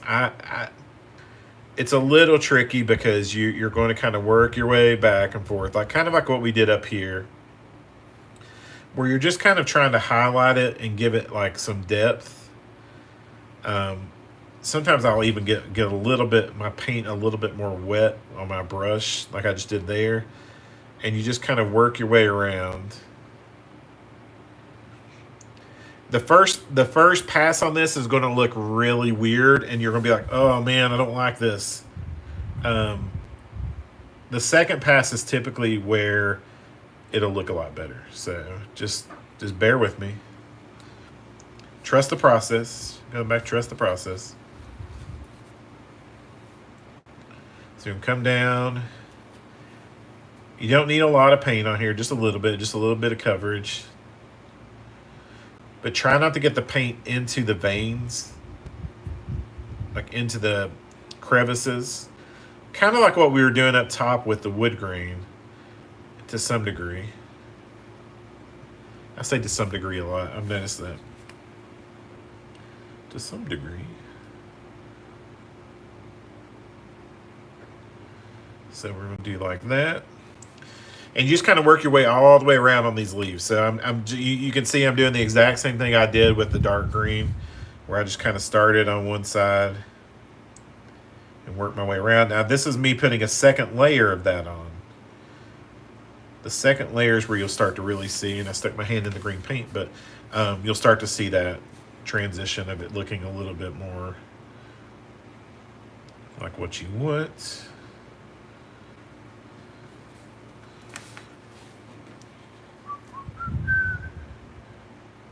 We're getting there. So just work your way around. You don't have to do that. This is one of those. Now I will say with the green, I don't always do these outer edges with it. I may go around them a little. That's a personal. It becomes a personal preference thing. If you want to do that outer edge, you can. Like this edge here, the outer edges.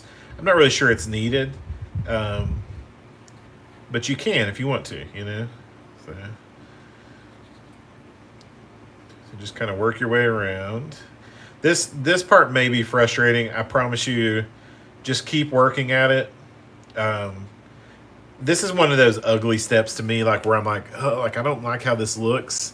Every time I do it, I don't love how it looks, and it takes a little bit of back and forth to get it where you want it. So just kind of keep highlighting the edges all the way around.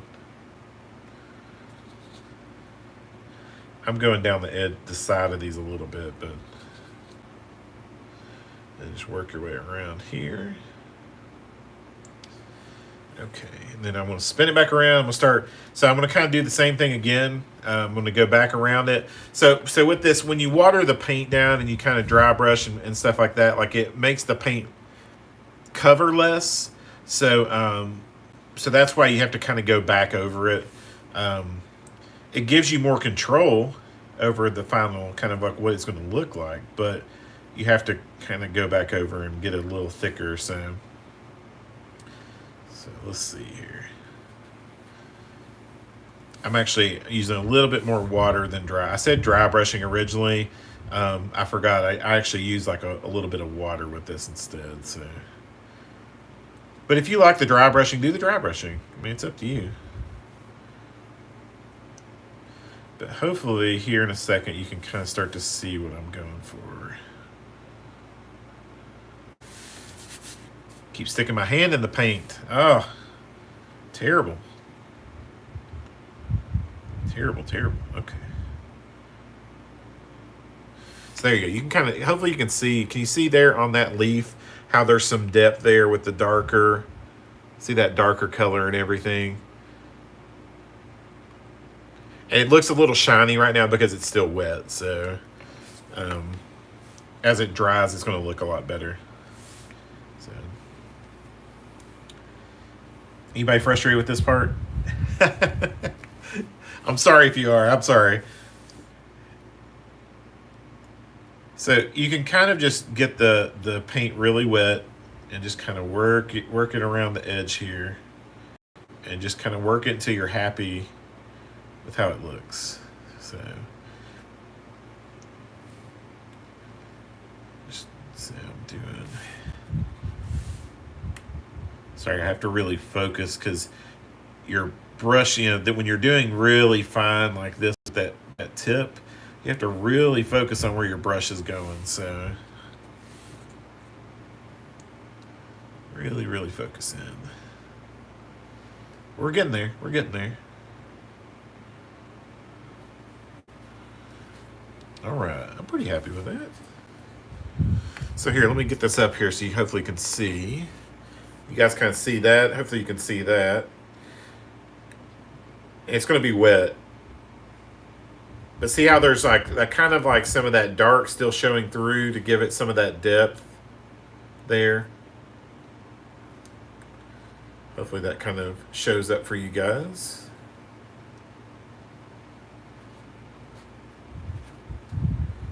Let me know if that's working. Is that working for everybody? Doing okay? Give you a second. I know I kind of went through that second step of that pretty fast. I'm going to dry this off while I'm doing that.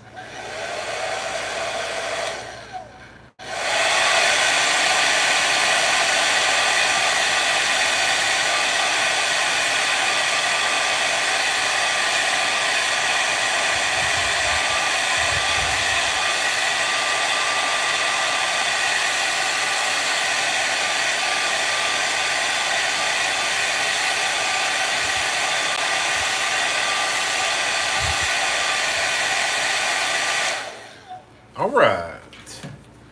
I'll give you guys just another second here. We will be using the white paint for the next step, so saving that for last.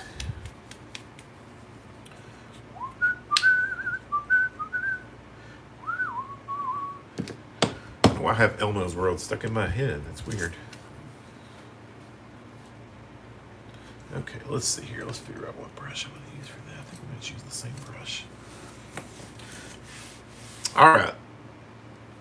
Do we feel good about the next step? Feel good about moving forward? We dried. Make sure everybody's in fairly good spot. So,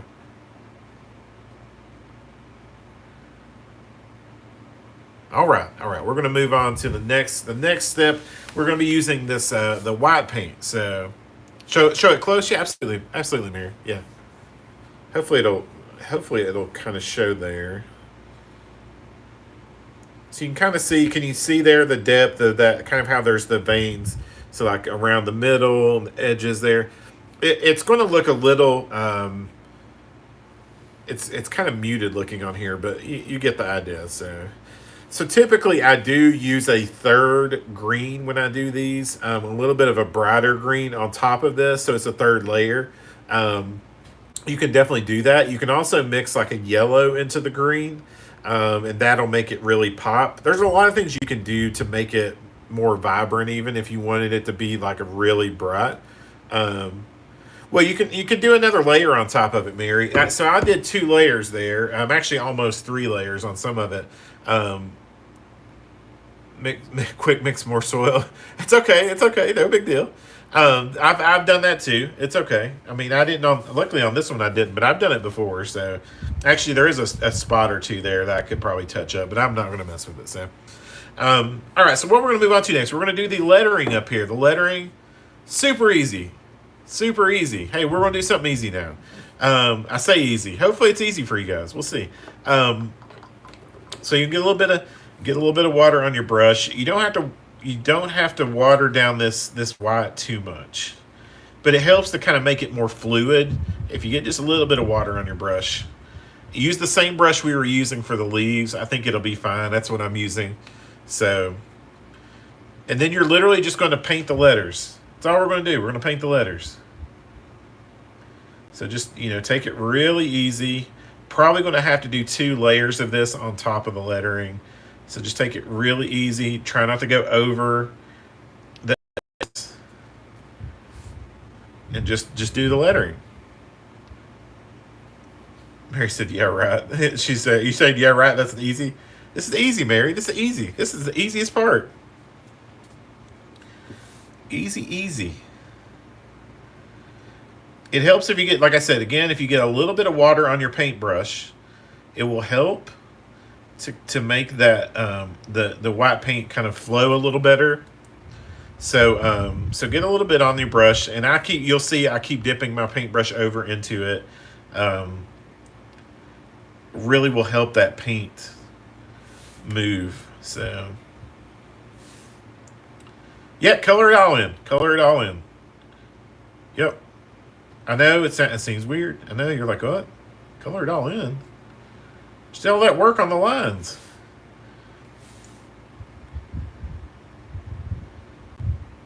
I'll show you a trick in a minute, Christine, I promise.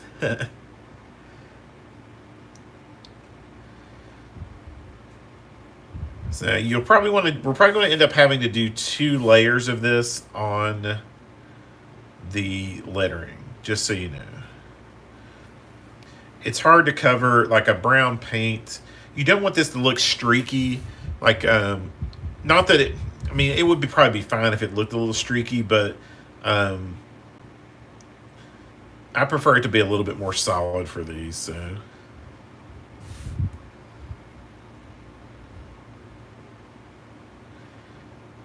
just take your time, color them all in.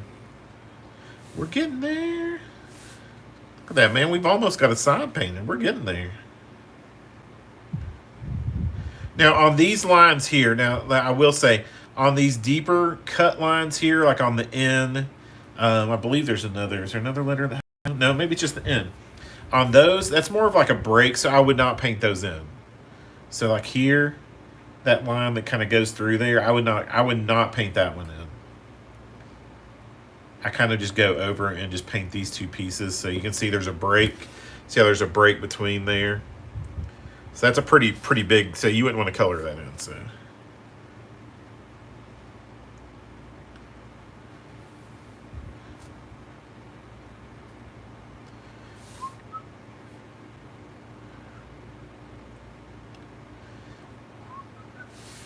we're getting there, guys. We're getting there.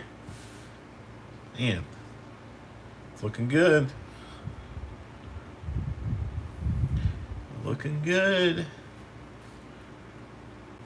Just take your time. Don't rush through this part. Um, it's easy to go across the edges, so just be careful. You can always come back and touch it up if like you get a little dab of white paint off of the edge. It's okay. You can come back and you can kind of touch it up, but it's always easier if you don't have to. Um, so yeah, just kind of keep working your way around it.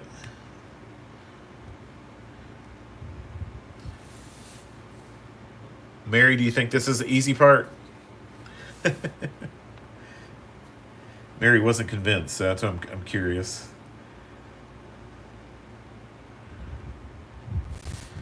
Right. Nope. Mary said nope.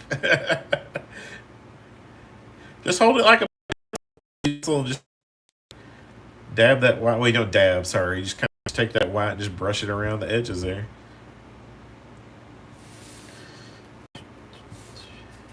I know I say things are easy, and I don't want to like make it sound like they're not easy.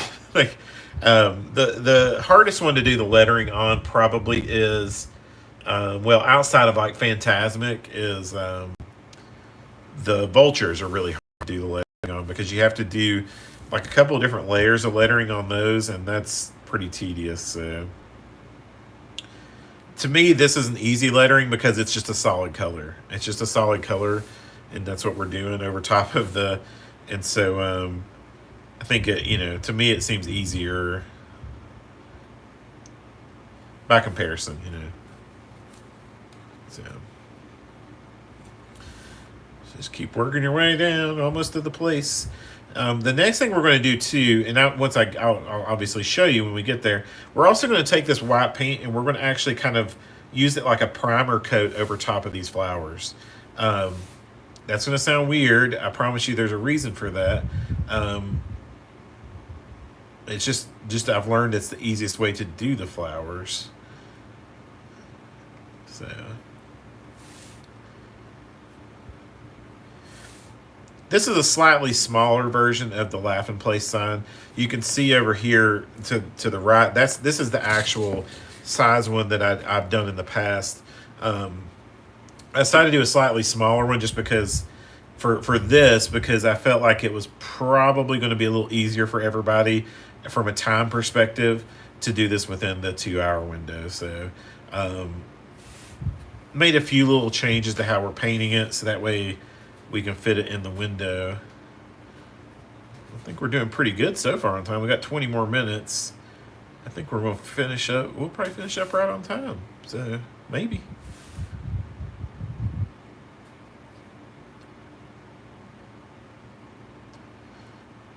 So almost to place down here. How's everybody doing?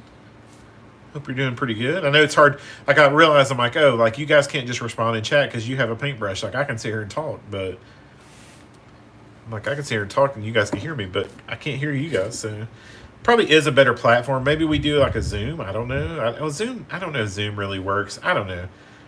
The nice thing about the YouTube platform thing is that it can be saved for later. So for folks that are waiting on doing it for later. So okay, let's see. All right, we're gonna do the flowers. We're gonna come down here and do these flowers. Come down and do the flowers. So you're just gonna literally just paint the entire flower with this white base coat. Don't worry too much. I would not worry about going around the edges on these, just the front. The front's the important part on this.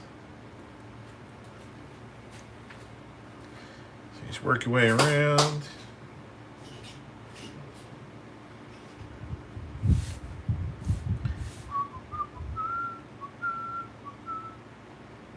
Alright, work our way around. You step on something 3D printed? That's what it sounded like. Yeah. With peanuts. Yeah, that's all right. It's like a minefield in here, so. Oh, you can do. I didn't know you could do that. That's cool. Didn't know you could do that, Karina.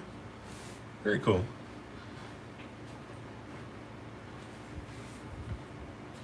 So we're going to go all the way around here, around these here. Probably going to have to do 2 layers of the white paint on the flowers as well. The good thing about the paint in general, about this acrylic paint, is it dries pretty fast. You can see I'm constantly, I don't know if you've noticed this, but you probably, it's just something I do instinctively, but like, I'm constantly like working the paint. So you'll see my paintbrush like constantly moving across the flower here, the surface, and that's just to smooth the paint down as much as possible. So keeps you from having like streaks and things like that. You know, and I'm not opposed to streaks. I think there is something nice about there being some bit of the paintbrush and stuff in there, of just kind of seeing it. But it, you know, it helps in terms of like the smoothness, the overall smoothness of the paint job and everything. So I'm going to do just a little bit of this edge here, just because I can kind of see it. So just go around there. Okay. Now I'm going to come back up to the top. We're going to let that sit there and dry. I'm going to come back up here. This is actually, I can already tell this is fairly dry up here. So I'm going to come back up here and do one more layer of this white paint. Second layer is a little easier than the first on this because it's going to cover pretty well. It's okay if a little bit of the brown is showing through when you start to do this second layer, because we're going to come back here at the end and probably just the same way we took that darker brown earlier and kind of did some of these lines up here. We're going to kind of do the same thing down here, or same thing across the lettering. So we're just going to kind of just real simple second coat over top of this. Make sure we're getting good coverage, really good coverage there.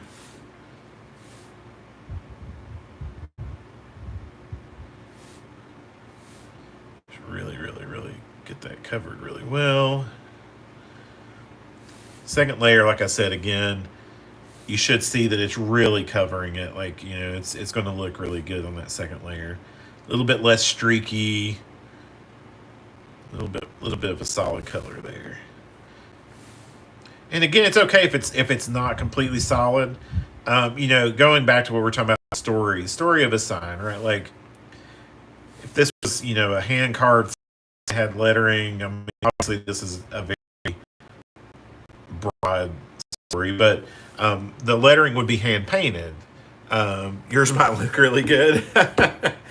Well, the lettering would be hand painted, so you don't want it to look like completely, like, you don't want it to look like a machine did it, you know. So that lettering, you kind of want it to have some bit of like a little bit of the depth there, you know. The paint kind of like almost like the paint still not fresh, still kind of has weathered over a few years or whatever. So all right, so I'm going to come back down here and do another layer on these flowers.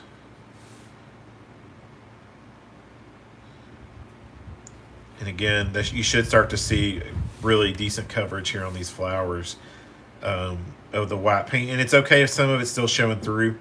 What I'm doing here, and I'll explain this. So you notice that like I base coat these signs in a dark brown.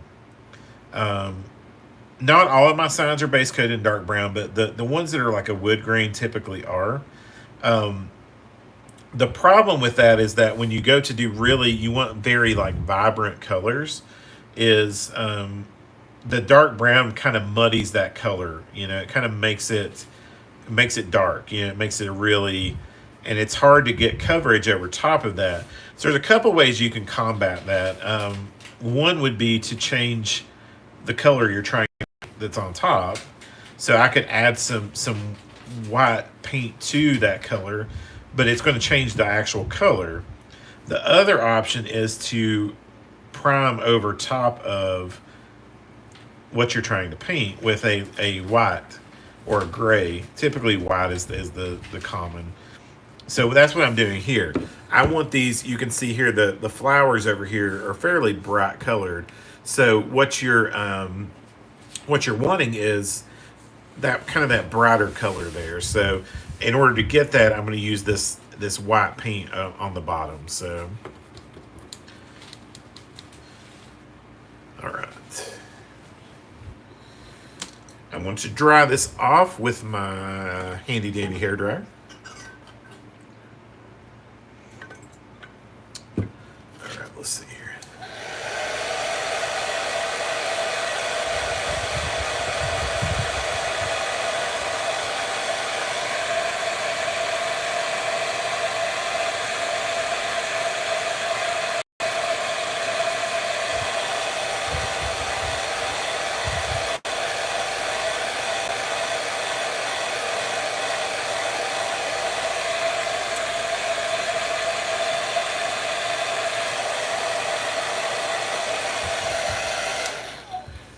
That looks pretty good. I'm pretty happy with that.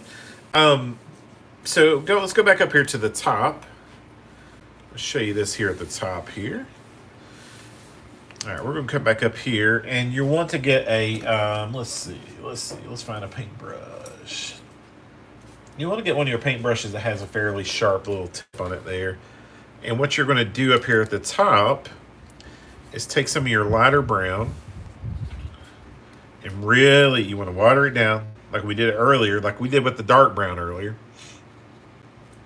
And you're going to come back over, and any of those places where there's a line, like a really heavy line in the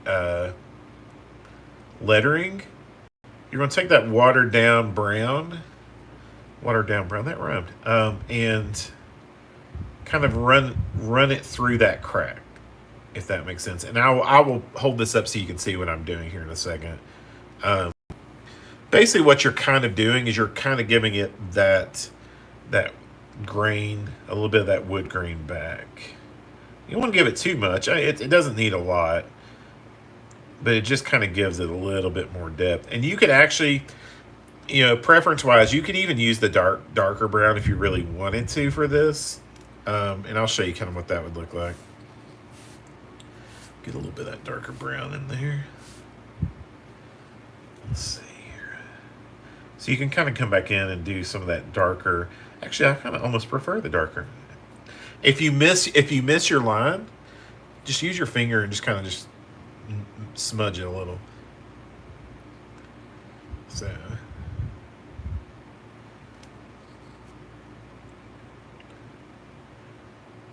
All right, we're getting there. Now, I'll hold this up in a second so you guys can see more. I know it's probably going to be hard to see from. You can kind of see it a little bit on the video, but. So yeah, if you got white on the sign, actually I'll show you here, Mary. I would just take, depending on how, if you got a lot on there, you may have to do some more touch up. If it's just a little, you can actually take that darker brown. Like I'll show you, because I did in a couple of spots too. I'm not gonna sit and try to act like I'm perfect here. It's like there's some white underneath this E here. Take a little bit of that dark brown and then just like kind of just smudge over it with it. Like really, really lightly. You don't need a bunch, just a little bit, because it'll cover it. And yeah, just kind of smudge over it. Like there's a few little spots where I got it over the edge. Like see there at the L. Let me hold that up there. I don't know if you can see at the edge of that L how it kind of got over the edge there. So what I would do is then I would just get a little bit of this dark brown, and it's got a little bit of water, just a little bit of water in it, and take that, and then just do something like that.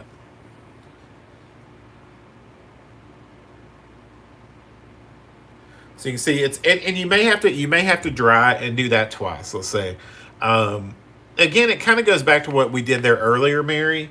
If it gets covered over, if you do it, you can always go back. Like here, let me show you. I'll just do it. I would not advise this, but let's say I did something like that, and I was like, oh man, I really messed that up.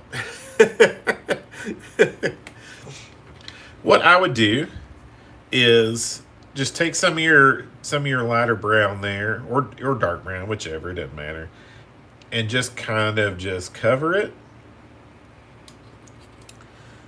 up so you can see that already did a lot of work. And then I would dry it. You want to dry it. That's a really important step. If it's not dry, it's going to continue to lighten that color up. So dry it.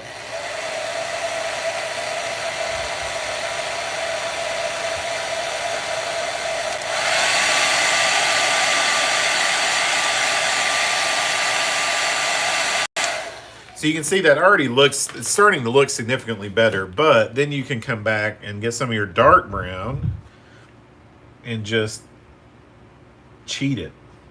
And that sounds bad, but you just kind of come in there with your dark brown and just give it like some lines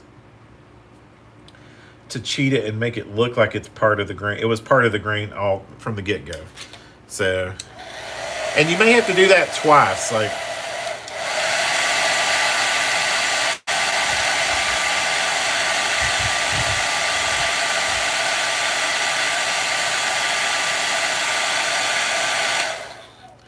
so we're almost, I'm going to do one more. See, like I was saying, you may have to do that like a couple of times, but you can always kind of like, it's almost like going back a step. Does that make sense?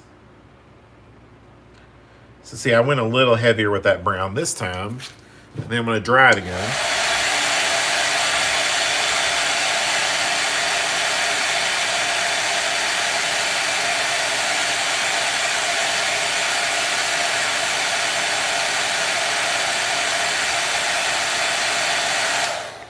And then there you go. So you can see, like I kind of almost cheated and added like some lines there.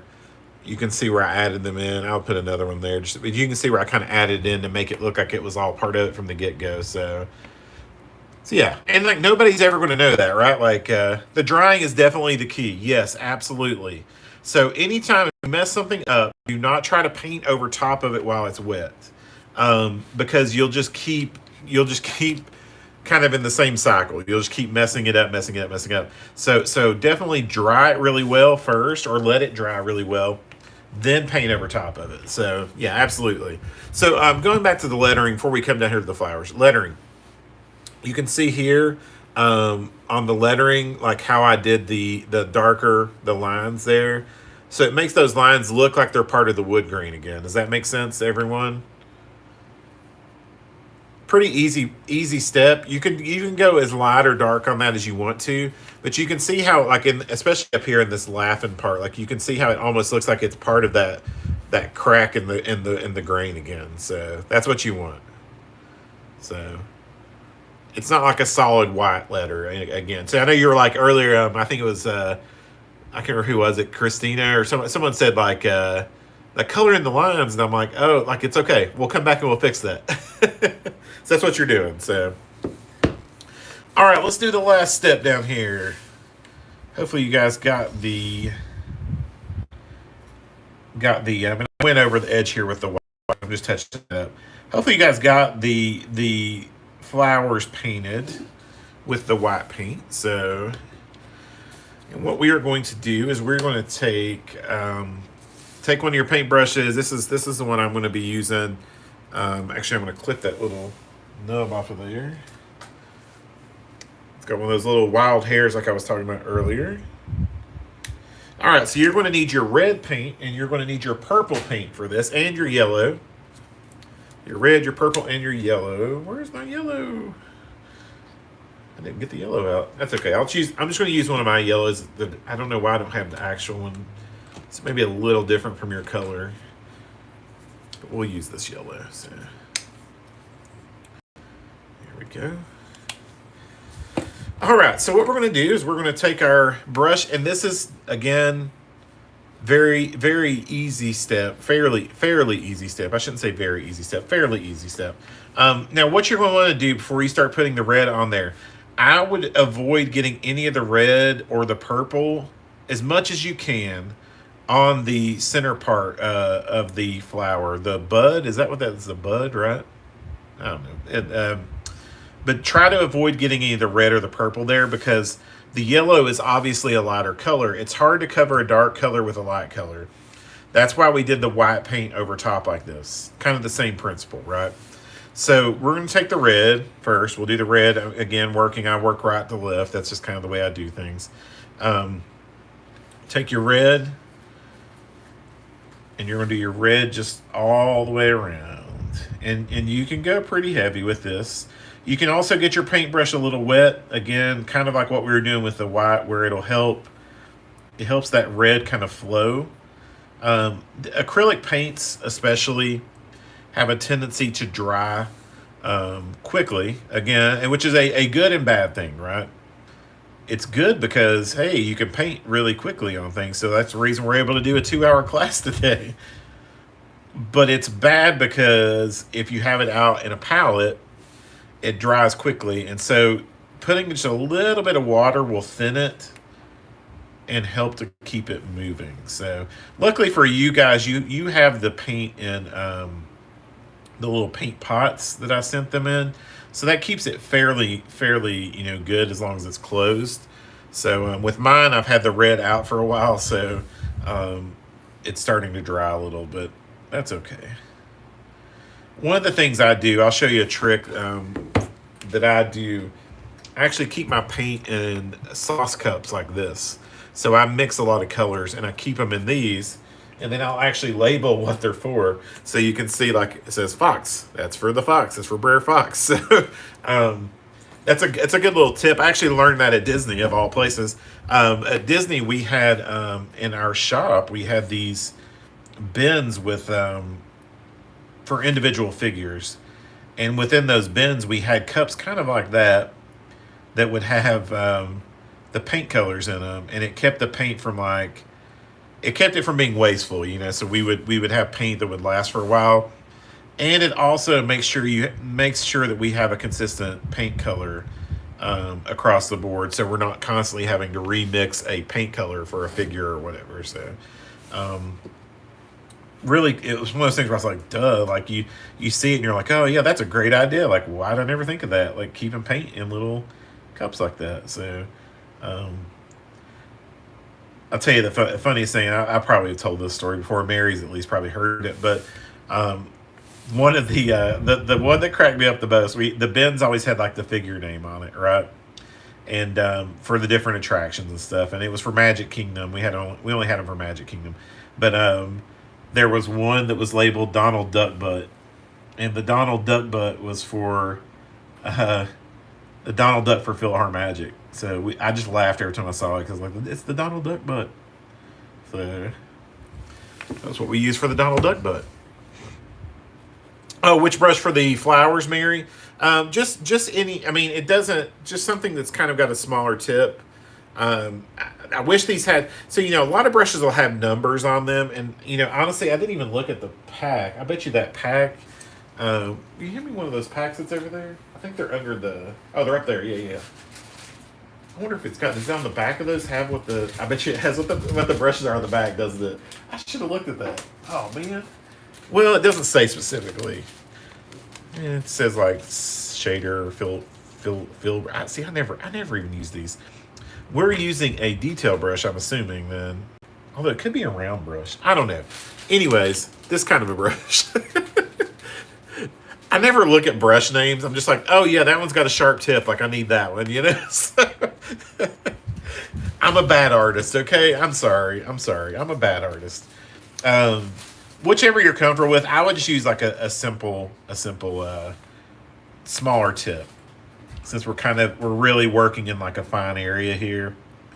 So yeah, I don't know. That's funny. Well, so some brushes, like when you go to Michael's or Hobby Lobby or wherever, if you're shopping for a brush, they'll actually have like a number on them. So they have numbers on them. Oh, maybe they do. Oh, hey, man, you know what? I wish I'd have known that 2 hours ago. There is a number on this brush. This brush is a 1. It's the same color as the handle. Like normally they're like screened onto it, like it's like a sticker or something. So, man, I wish you just spoke it up 2 hours ago. I'm like, just use one like this, like this brush. So I'm using a 1. This is a 1. So, man, I did not. It's funny. I was like, usually they have like numbers on them, and for some reason these don't. So. There you go. Now, who makes the number the same color as the handle? So, no, it's okay. Sorry, my hands have been busy. It's like I knew there were numbers on them all along. No, that's funny. I literally looked at it earlier and I was like, "There's no numbers on this," and I'm like, "Oh, now there is. Yeah, it's right there." Man, the more you know. I feel silly now.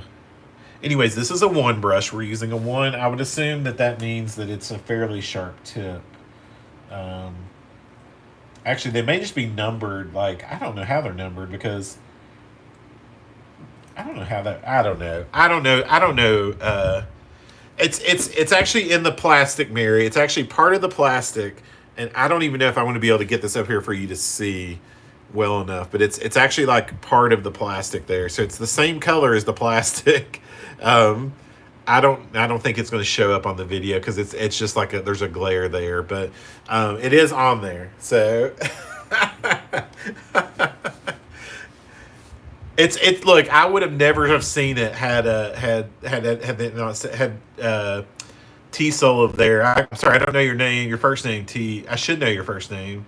Tracy, is it Tracy? Right? Yeah, it's a little bit. If you kind of rub your finger across there, you can kind of it. So yeah. I'm sorry. I had no idea. Wow. My apologies. My apologies.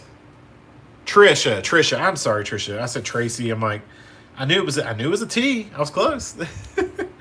Well, yeah, to be fair, it says T. Salt. Like I'm like, it's kind of in the name, but I know, right? We're all like sitting here, like, God, there's no numbers on this, and then I'm like, oh my gosh, there is a number on it. So, um, anyways, number one. I'm using a number one. Use whatever you're comfortable with. I mean, it doesn't have to be the same. So I'm doing this purple around the edge here. We're almost there. We're almost home, you guys. We're almost there. All right. You're going to have to do probably 2 layers of these colors, by the way. Thanks for making me feel older. We're almost there. So I'm going to do a second layer.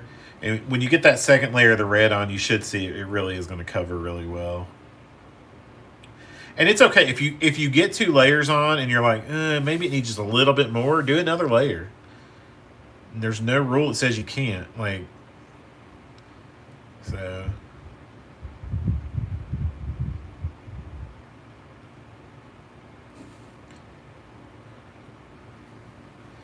All right. And then we're going to do, I'm going to dry this really fast and then I'll do the purple. So.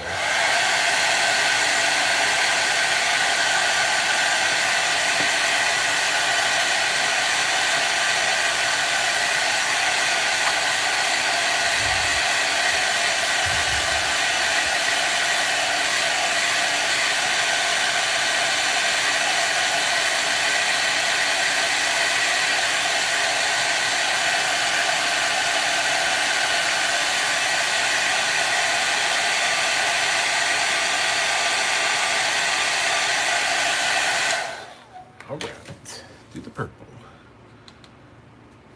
Let's do the purple. So do another layer of this purple on here. You can see I am putting it on. It is pretty thin down. But that helps just to get it to really flow nice and smooth. And it makes the final product smooth. So it's not about my age. Hey, I'm not judging. Look, I didn't see it either. So, and I mean, like, I had pretty good vision. I mean, I'm not. It's just one of those things. Like, I would have never have seen that. I would have never seen that had you not said that. So, but it's funny because I did notice earlier that, like, when I was spinning it, kind of spinning at my finger, I felt like a rough spot on the top of one of them. But I was like, oh, it must just be like the plastic, because these are pack brushes, so they're probably not the best. Honestly, it's funny though.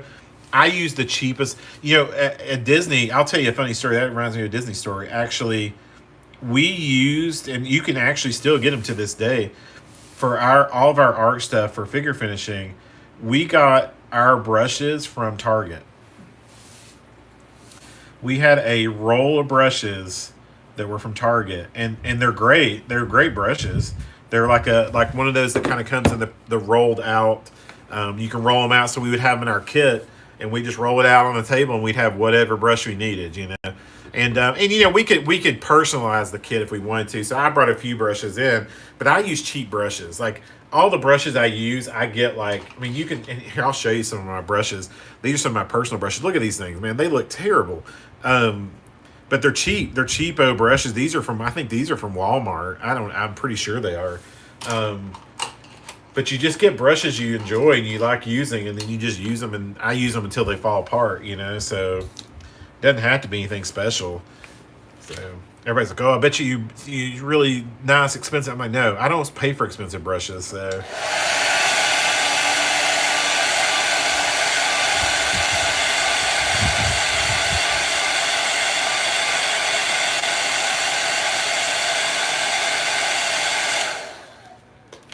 okay, we're gonna do. Let me just touch up. I see one little purple spot I need to touch up.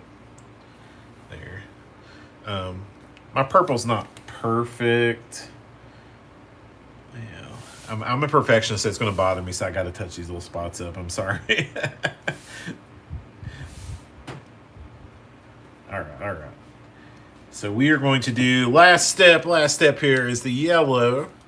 And again, yellow is the same thing. You're going to just get it on your brush and be fairly thick. My yellow may look a little different from your guys. Sorry, I don't have the bottle somewhere around here for the yellow I sent, but I don't know where it's at. So I just grabbed a yellow out of my paint over here. So mine may be just a slightly different color than your guys, but and the yellow, you're going to probably want to do 2 layers of the yellow as well. So you're just going to work your way around there. This is a really, just take your time because it is really easy to go across the edges on this. So just really take your time. I may make it look like it's really simple. I know this is a hard part, especially circles, like circular things are hard. Like a dome shape like this is kind of hard to paint, especially when you're trying to keep paint off the edges of the other parts. But you can see there, you got the yellow. We're going to dry it real fast.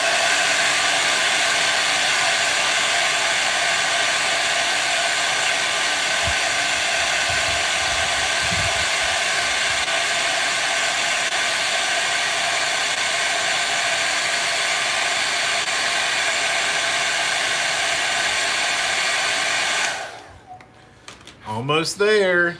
How are you guys feeling? Want to do another layer of yellow? Yeah,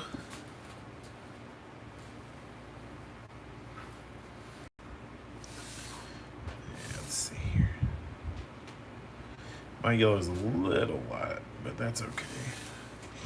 Behind, it's okay.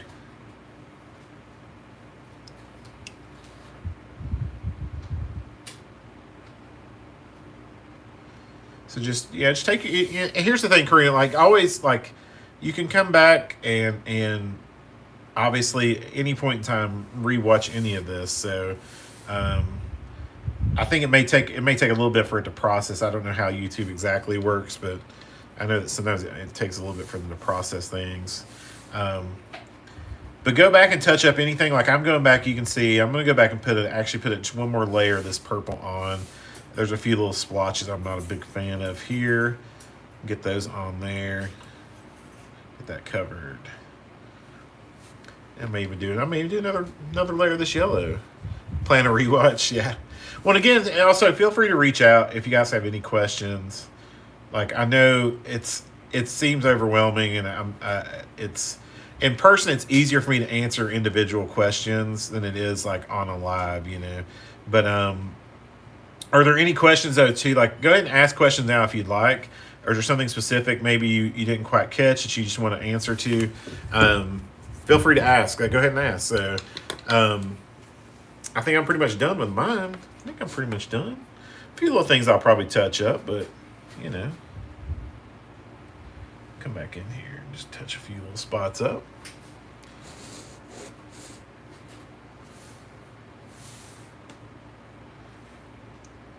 Well, keep in mind too, don't compare like compare but don't compare to what I'm doing. Like keep in mind that I do this on literally a daily basis. I'm painting things. So don't like be like, oh man, don't be like, oh, like I can't believe mine doesn't look like that. Like it's okay if it doesn't. You don't do this every single day. So, yes, that is a great question, Mary. So what I will do is after these, like when this is dried and really good to go, is I seal typically with a spray sealant. I use Rust-Oleum a lot. Rust-Oleum's a really good product, and it's hard to screw up. So for sure, like I would use like I use a matte finish typically for most of the signs. Some do get a satin finish. So it just depends. Now at Disney, we did everything is satin. Everything is satin finish over there. I don't know what that's about, but that's just a thing. But it's satin finished. So, but it's a preference thing. You can do satin, you can do matte. I would definitely make sure it's a nice sunny day when you put a clear coat on top of it so it dries really well. Don't go really heavy. Do like 2 light coats of clear coat on top of it. Yeah, so it's going to look really flat. Like right now, it's going to look really flat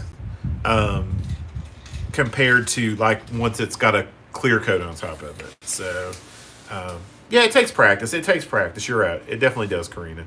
So you can see though. Hopefully you can see this is one of my older original signs, and hopefully you can kind of see pretty close. I feel like it's pretty close. Hopefully you guys are feeling like yours is getting there. It's getting there, getting close. So, I want to thank you guys so much. Seriously, thank you guys so much for doing this. I hope you enjoyed it. I hope you learned something from it. And feel free to reach out anytime and ask questions, or if there's even like you need paint colors or whatever, just shoot me a message. I hope you enjoy too the things that came in your kit. There should be something else for you to paint. Like I said, some gingerbreads and some other little small things to paint. So just to practice on, to learn some more, practice some more on those.